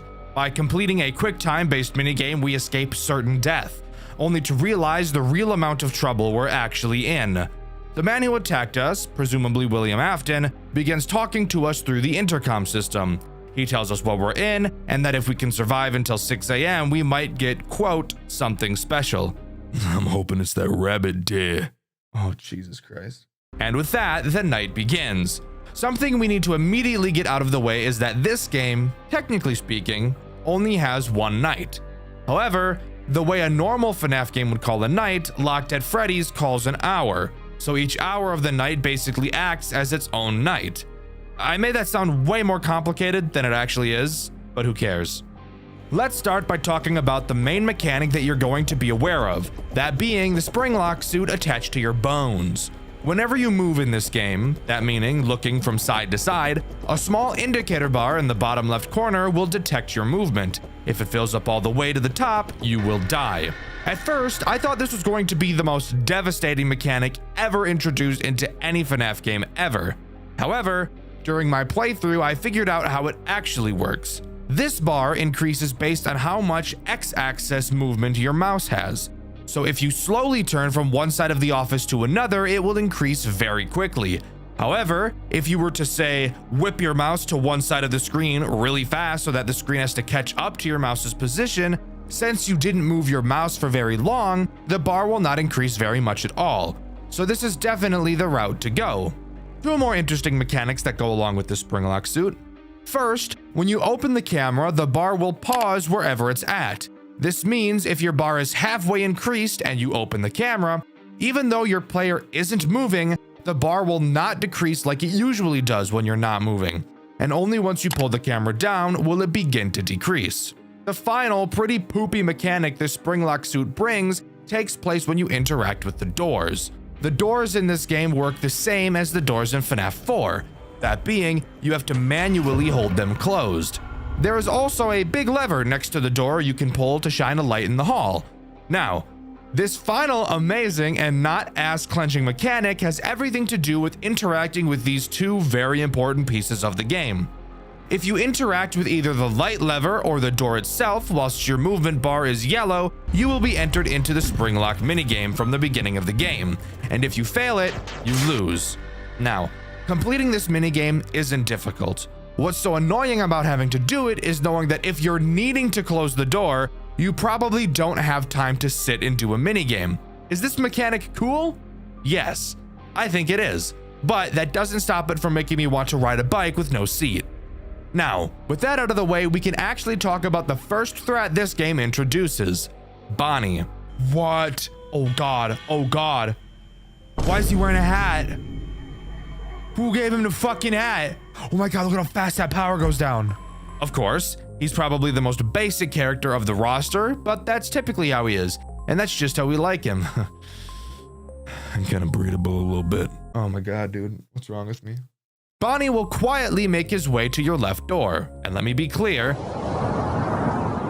him not making noise is a big deal, as sound cues are going to be very important throughout this game. Once Bonnie reaches your door, all you have to do is hold it closed. You will hear him bang on the door and then start breathing really hard like your mom does when she walks up a flight of stairs at a below reasonable pace. Once he starts breathing, you're free to let go of the door. However, if you ever turn the light on while he's at the door breathing, you will get eviscerated. After completing 12 a.m., 1 a.m. will begin, because that's how time works. Insane that I have to explain this to you. During the chat with William, he explains how we're the second person to be in this game.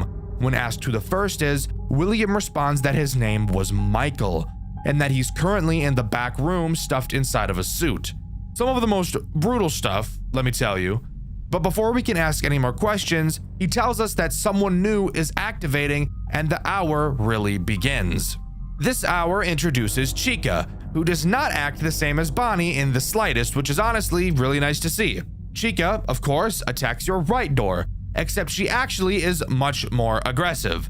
Much more of a dom, which I would usually be chill with, except unfortunately for me, this is the ugly Chica, not bad bitch toy Chica. Once Chica gets to your door, unlike Bonnie, she is actually kind enough to leave us a sound cue. When you hear it, you will need to hold the door closed. She will then start pounding on it like your mom pounds down Twinkies. Whenever you hear the pounding stop, you must quickly open the cameras and use the alarm button I haven't mentioned so far. When you use the alarm button, an alarm will play. Who would have thought? And it will go off for 10 seconds. Use this once Chica stops banging to scare her away from your office. It doesn't matter which camera you use it on either, so that's really fortunate for us, the player. This game will eventually become pretty intense, and that will become more apparent once you notice how different each character really is. During the next phone call, William tells us the story of the children, how he murdered all 5 of them and placed their bodies into the suits so that the police wouldn't find them, explaining that the company shut down because of this and that he got away with it. He mentioned that there was still one single thing that could put a wrench in his plans, but he says he locked her in a box. I want you to keep this line in mind, as it will become very important later. For now, we have to talk about a new threat. This new threat is Foxy, a character I honestly thought was going to be a whole lot worse than he actually was. Foxy does exactly what you think he does. He has multiple stages he will move through in Pirate's Cove before charging at your door. This time around, however, he can attack either side, needing you to rely on sound cues to figure out which side he'll try to hit. Once you know which side he's on, all you have to do is hold the door closed. When you hear him bang on it, quickly turn the light on to scare him away from the door and he'll run back to Pirate's Cove like a little piss baby. Something really good to note about Foxy is that he really doesn't demand your attention at all, and that was a surprise to me. Unlike in FNAF 1, where watching Foxy on the camera stalls him, he will move at the same rate whether you're looking at him or not in this game. So all you really have to do is listen out for his sound cue and you'll be well in the clear. Just hope he doesn't attack when Bonnie is breathing, because if he does, then say goodbye to your anus because you're not getting it back. During the hour 4 phone call, Elliot calls William out for being an idiot, because what does killing 5 kids do for anyone? William turns into a piss baby and pulls some pain levels of, "You don't know the kind of pain I've been through." emo antagonist. William says he lost everything, and that the most important thing in his life got taken away. Knowing the FNAF lore, he's probably referring to his daughter. When Elliot asks how killing children fixes that, William deflects and the hour begins. Freddy is the next threat introduced. Freddy, of course, has to introduce my least favorite mechanic of all time. Occasionally, throughout the night, Freddy will laugh as loud as he possibly can like the asshole at the movie theater. When he does, do you want to take a wild stab at what you have to do? If you said find him on the fucking cameras, you'd be right, god damn it! Once you find Freddy on the cameras, you will have to play the alarm on whichever camera he is at, which will make him leave. But of course, as I'm sure you could have guessed, this does bring up another issue. Now we have two characters that make use of the same mechanic, and this mechanic has a very long 10-second cooldown. So let's imagine a sick and twisted scenario where Freddy does a little giggle. Okay, it's time to go look for him. So you do exactly that. Just then, the moment you press the alarm button, Chica starts blowing up your door's asshole like the 4th of July. Well, shit. Let's hope Chica takes a long time to start pounding on my glass, because otherwise she's gonna start pounding on my ass. Luckily for us, however, it does appear this was thought about while the game was being designed, because after Chica finishes pounding on your door, she usually won't start pounding on your window for a couple seconds. And in all honesty, there's nothing more satisfying in this game than using the alarm to take care of Freddy and Chica at the same time.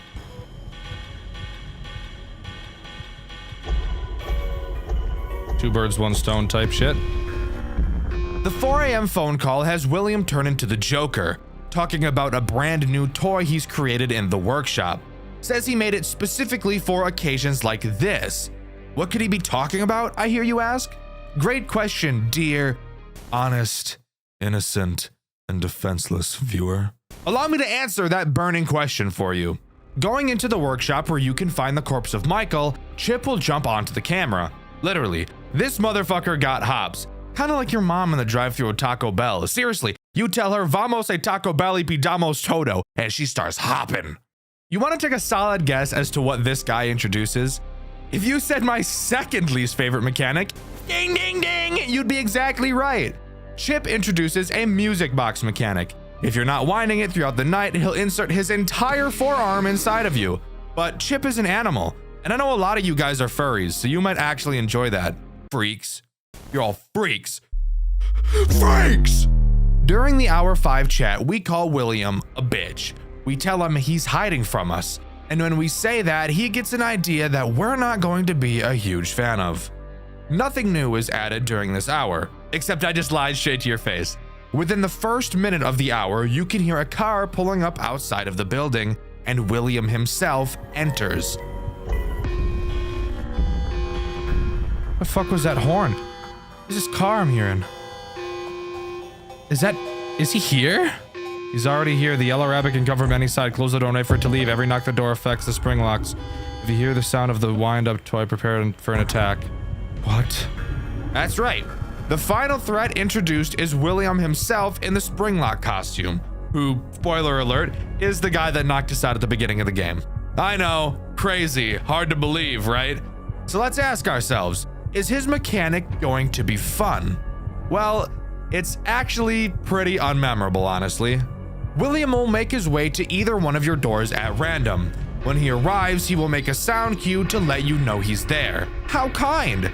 Once he's at your door, all you have to do is hold it closed and he'll give it that Chica treatment, pounding on it by slapping it with his big fat stupid balls. However, something a little bit different from Chica is that his big fat stupid balls are so powerful that they will actually cause your spring lock meter to increase every time he bangs on the door. And while sure, that may sound cool, but due to the fact that you won't be moving your mouse during this because it's sitting on the door holding it closed, it really only serves to look cool and make William feel intimidating way more than it serves to actually be a mechanic. But that's about it. Beat this night and you're home free. Oh wait. Shit. William, what are you doing here? Hey, buddy, stay back. You stink like shit. Hey, don't you take one more step. Hey, don't you do it. Now,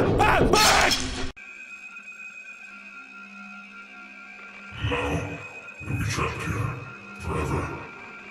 But I am you, as best here in the darkness.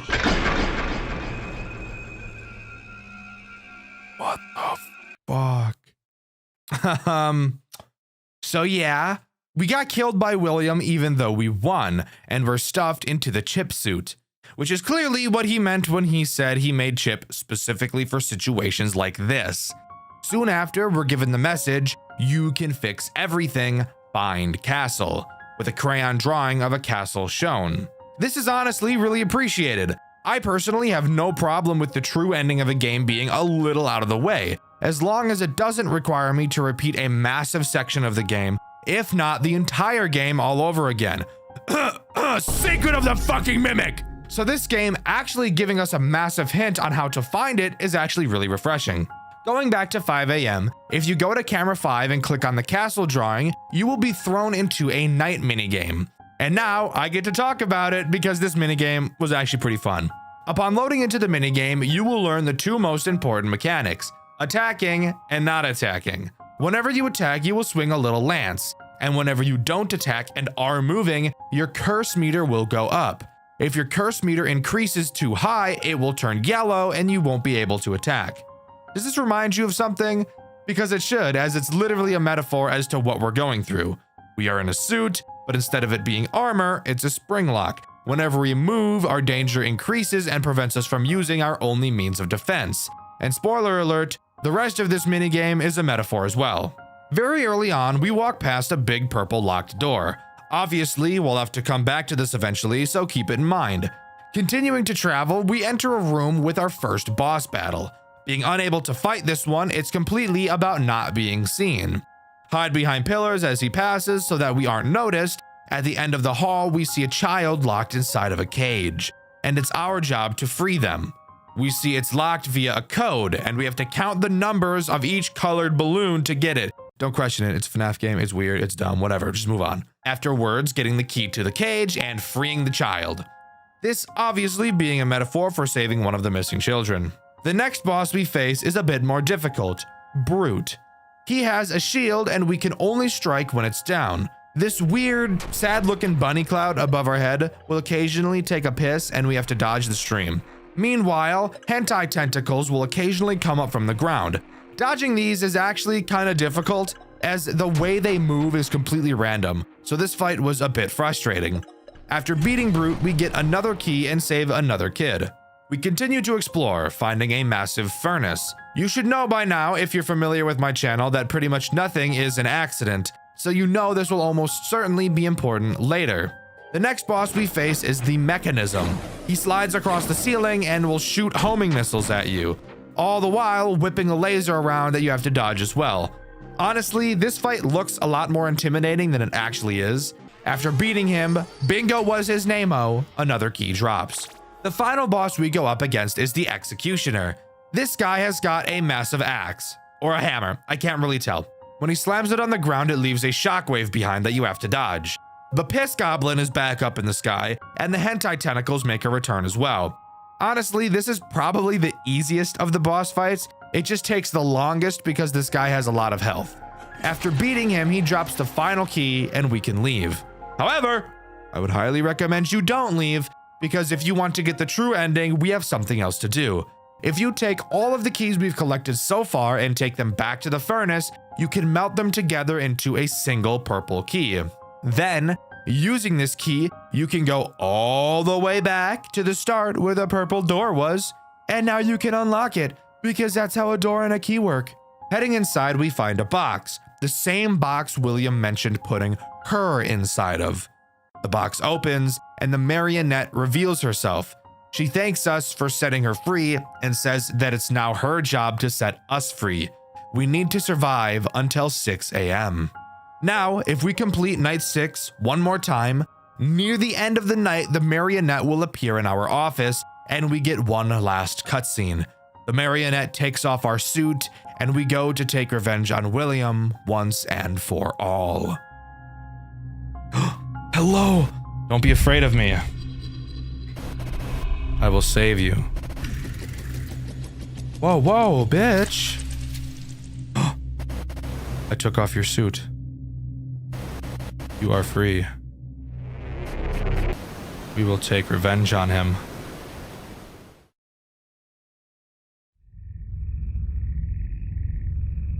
Oh.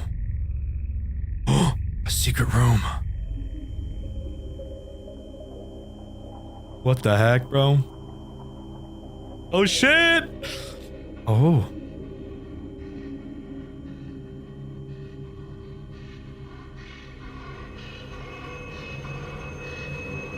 A word?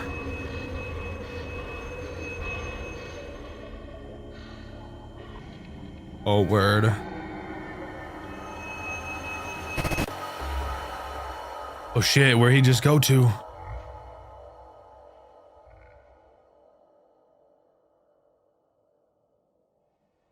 All alone in the darkness. Oh, hello. Oh yeah, I'd be fucking shitting myself, bro. We are already here.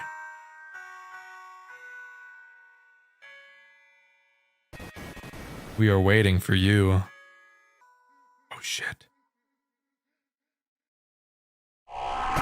Whoa, what the hell? Oh damn. Oh damn. Dude, yuck.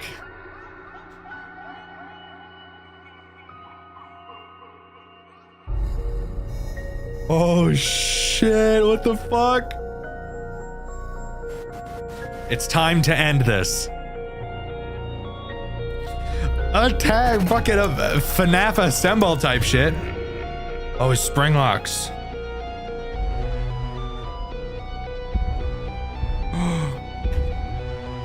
Oh my god. Oh shit. Oh shit, it's spring locks. They're locking up, bro.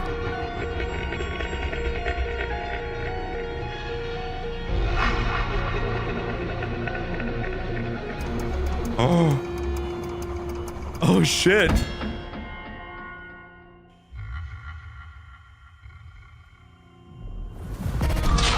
There he goes.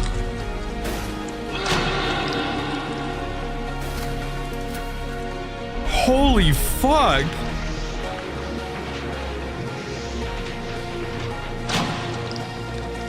Oh damn.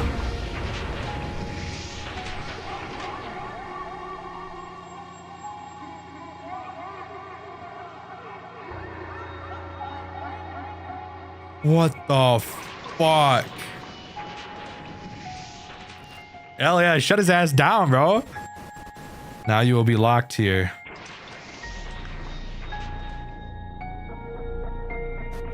Forever.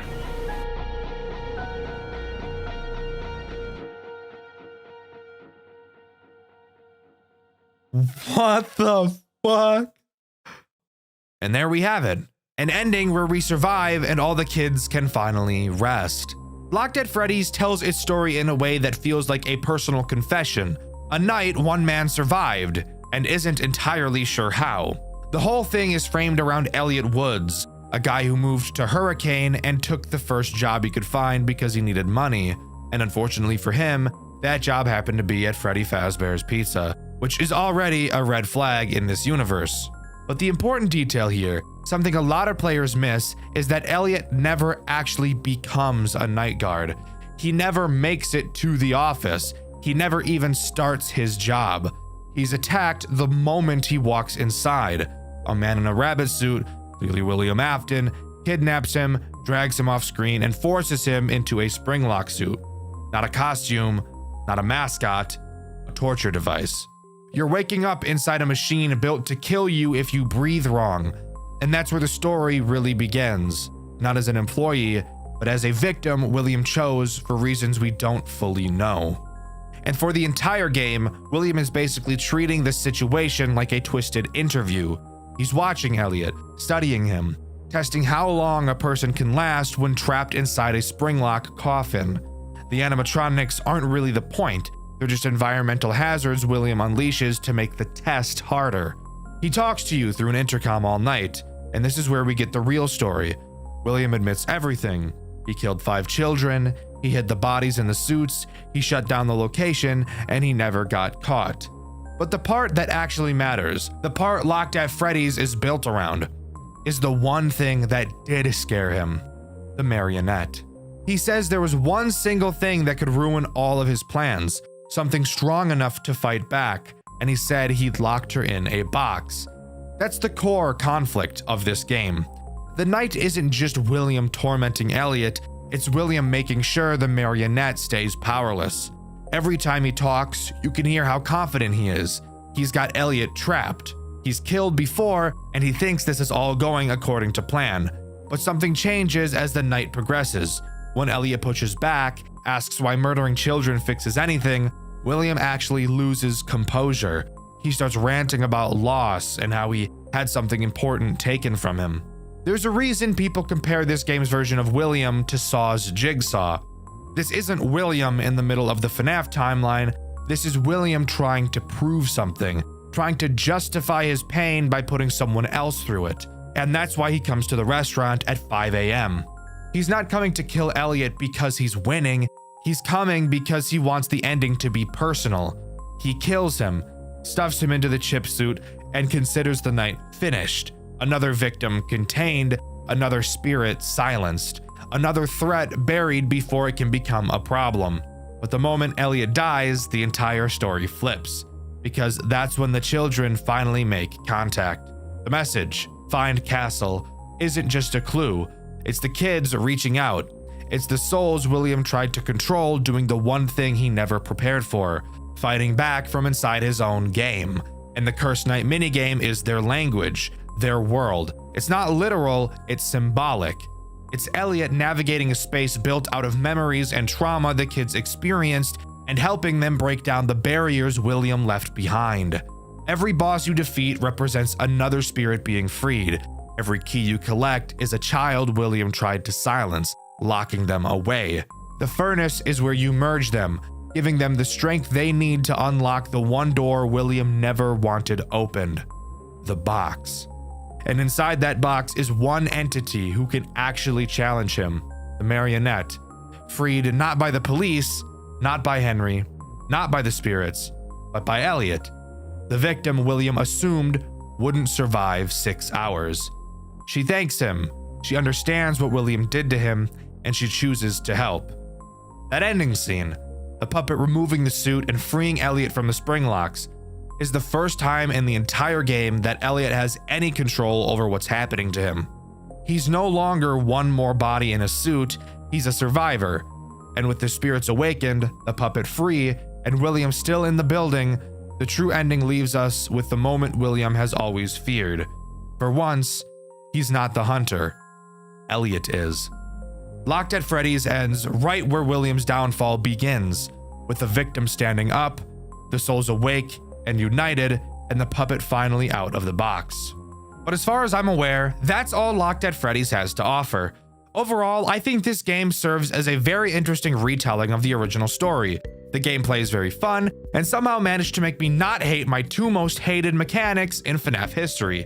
Everything in this game feels responsive yet restrictive in just the right way, and all of the characters work together perfectly in tandem with one another, something a lot of fan games just aren't capable of.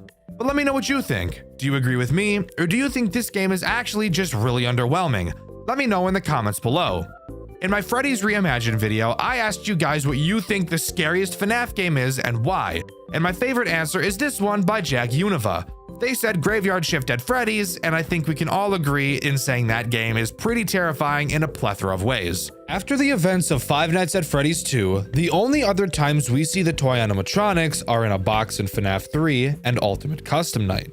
But what actually happened to them to cause them to appear in the box in Five Nights at Freddy's 3? Well, the game we'll be covering today aims to answer that. Today, we'll be looking at Fazbear Entertainment Storage, a game that was originally actually never meant to be a game in the first place. But after seeing what it has to offer, I think you'll be happy that the game was made. I know I was. Join me as we enter the storage facility where the toy animatronics from Five Nights at Freddy's 2 were stored before being scrapped. And if you stick around, you'll find out why they were ever even scrapped in the first place. Clapping my ass cheeks into night 1, we begin with a phone call as typical. The man on the phone introduces himself as Henry, and I can only assume that this is the Henry from the official FNAF games. He tells us that we're needing to watch the animatronics in the storage facility.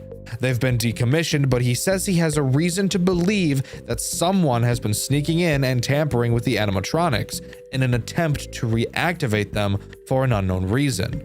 We actually have a few different tools at our disposal, and I'll explain them as they become relevant. On night 1, the only characters are Toy Bonnie and the one I would let choke me out until I'm at the brink of death, as long as she did it with her feet, Toy Chica. Both of these animatronics are very simple in their mechanics, but together they show off two incredibly important mechanics this game has to offer. That being your ceiling vent and your mask. Let's start with Toy Bonnie. I'm not going to be explaining most of the animatronics' movement patterns because who really cares where they go when they're not in your office? Bonnie will attack you from your left vent. A sound cue will be played to let you know he's there, which is something that I praise God for every day of my life. Put that fucking mask on right now. Oh my God. Yo, that was sick. Did you see that? No shit, you saw it. You were looking right at it. Why the fuck did I say that? That was a very stupid thing to say. I love sound cues. When Bonnie enters her vent, you can check to make sure he's there by using your flashlight. You need to be careful because like Five Nights at Freddy's 2, your flashlight has a power supply, and using it too much will cause it to die. You know, like a flashlight does, dumbass. When you confirm Bonnie is in your vent, all you have to do is throw on your Freddy mask. This makes a lot of sense since these are literally the characters from the second official game. Of course, in typical fuck-ass, stupid-ass, dumb-ass Toy Bonnie fashion, instead of just leaving like a normal person, he'll enter your office and just kind of stare at you like a dunce for a while. Which I will add looks really fucking sick. I love how newer fan games like this are adding detailed animatronics to their characters in situations where typically they would just be a still image. It's one of the reasons I really liked Graveyard Shift at Freddy's too. Now let's talk about Toy Chica, aka G-Baroni and Cheese. Chica attacks from your ceiling vent, which you can see is accompanied by a vent door. Ooh. Oh my God, holy shit. This is probably the point in time where I should talk about the building's power supply. The storage facility has a power supply similar to Five Nights at Freddy's 1, where doing certain actions causes it to drain. Luckily for us, the cameras do not cause any power supply to drain, so you can use them as much as you want to watch Toy Chica walk around the map. You little fucking goonaholics. Oh my God, she's huge. Mama. Closing this ceiling vent causes the power to drain, and closing the vent is also how you keep Chica out. Through sound cues, you'll be able to hear her enter the vent. You can do this by toggling the cameras to your vent cams. If you look closely, you'll be able to see her hiding behind one of the vent fans. If you're nervous about these vent cams, by the way, don't worry. You don't need to be concerned about these. Yet. Once Chica does appear in your vent office with another fantastic animation, all you need to do is close the vent. And after what is sometimes a really long time, she will leave. Again, that's all this night has to offer. So let's hot bottom into night 2. Night 2 introduces the fattest animatronic Scott Braden Cawthon has ever designed, Toy Freddy. Seriously, what a fat piece of shit Toy Freddy is. Most of the toy animatronics were meant to protect the children in the pizzeria, but this fat bastard was eating those little bitches like a goddamn grilled cheese. Estimating that there's over 78,000 calories in an average-sized kid, and this roly-poly ass bear over here is eating at minimum 6 a day, you do the math and figure out why this fat ass hasn't felt the touch of a woman in over 3 decades. So, what does the inflation fetish himself actually do? Well, considering the 2 entrances we've covered so far are small vents, you already know this monster-sized creature isn't fitting in there. So instead, he has to attack from the large hallway on the right of your office. When he shows up, all you have to do is hold your flashlight on him and he'll go away. Probably because he hasn't seen sunlight in over 12 years because he's been stuck in his room all day on Discord and League of Legends, arguing about how no, he actually isn't fat. He's just on a bulk right now and he's gonna cut soon. I'd say more like he's gonna cut the fucking fruits out of his diet. Did you know this gargantuan robot removed the light bulb from his fridge because it hurt his eyes every time he opened it to get food? For most, that wouldn't be an issue, but for how commonly he was opening it throughout the day, I guess it is understandable why it became a problem for him. All right, I feel like all that bullying was appropriate. How about we move on to night 3, shall we? Night 3 adds the combo of the century. Mangle and the little fucking freak geek himself, Balloon Bitch. I mean, Balloon Boy.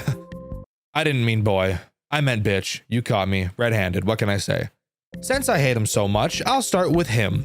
Balloon Boy does literally exactly what he does in Five Nights at Freddy's 2. Enters your left vent. Hello. If you don't put your mask on fast enough, he'll swipe the batteries from your flashlight and goon in the corner of your office. Hence why I call him the little fucking freak geek. In all reality though, Balloon Boy isn't a problem at all. I actually only ever had to deal with him maybe 3 times throughout my entire playthrough. Literally, the moment you put your mask on, he runs past you and you can instantly take it back off. So let's talk about the real threat of this night, who is honestly the biggest threat in the entire game, Mangle. Mangle is the reason you have to worry about your vent cameras, because that's where she goes. Once she enters your vent, she'll have 3 paths to go, all of which go towards a fan. If you look at your maintenance panel, which I've neglected to mention thus far, you'll be able to see 3 fan icons. These fans correlate directly to the fans in your vent, and they are what's keeping you from dying via heat stroke. You'll hear a vent sound cue letting you know Mangle has moved once she's in the vents. When you hear this sound, you need to drop everything you're doing and deal with her as fast as you can, since once you hear her move, you won't have much time to react. You'll need to quickly find which of the 3 vents she went to and seal it. If you don't do so in time, Mangle will literally throw herself into the fan, breaking a piece off of her to break your fan. If she breaks all 3, uh-oh Stinky, you're dead as fuck. Night 4 adds nothing new and is really just a harder version of Night 3. However, Night 5 adds another character that, surprise, surprise, I'm not the biggest fan of. The Marionette. Do you love random bullshit? The Marionette does. At random, you will hear a wind sound. Why a wind sound? I don't fucking know. Take a breath. What the fuck was that? Don't hit me with that. What the hell was that about? Were you busy doing something when you heard this wind sound? Stop being busy is what the Marionette says to you. Come find my Marionette instead, bitch. Pause. When you hear the wind sound, the Marionette will spawn randomly on one of your non-vent cameras.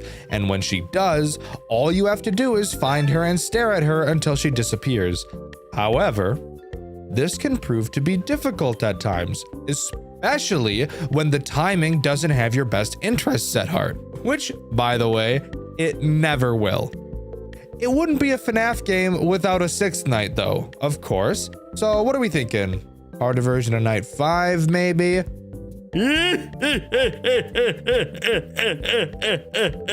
How about 2 new animatronics blowing up your butt like it's the 4th of July?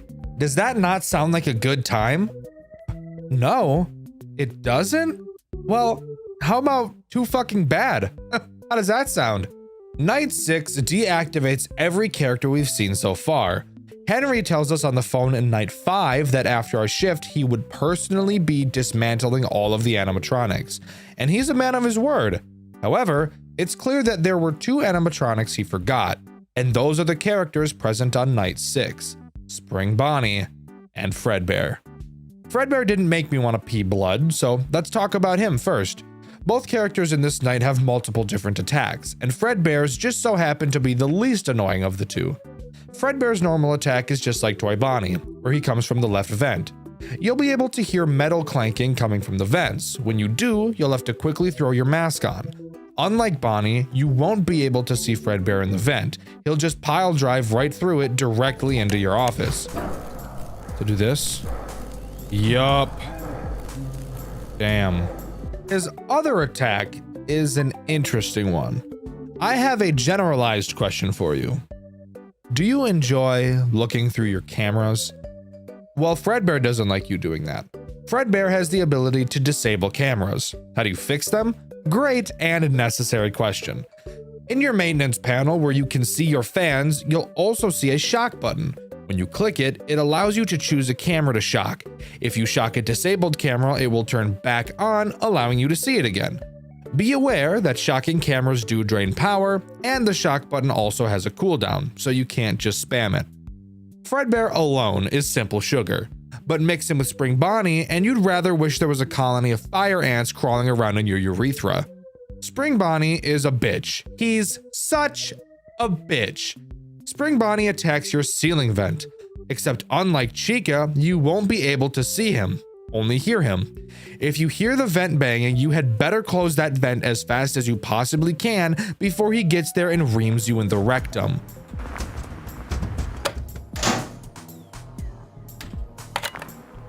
Chill, I did it.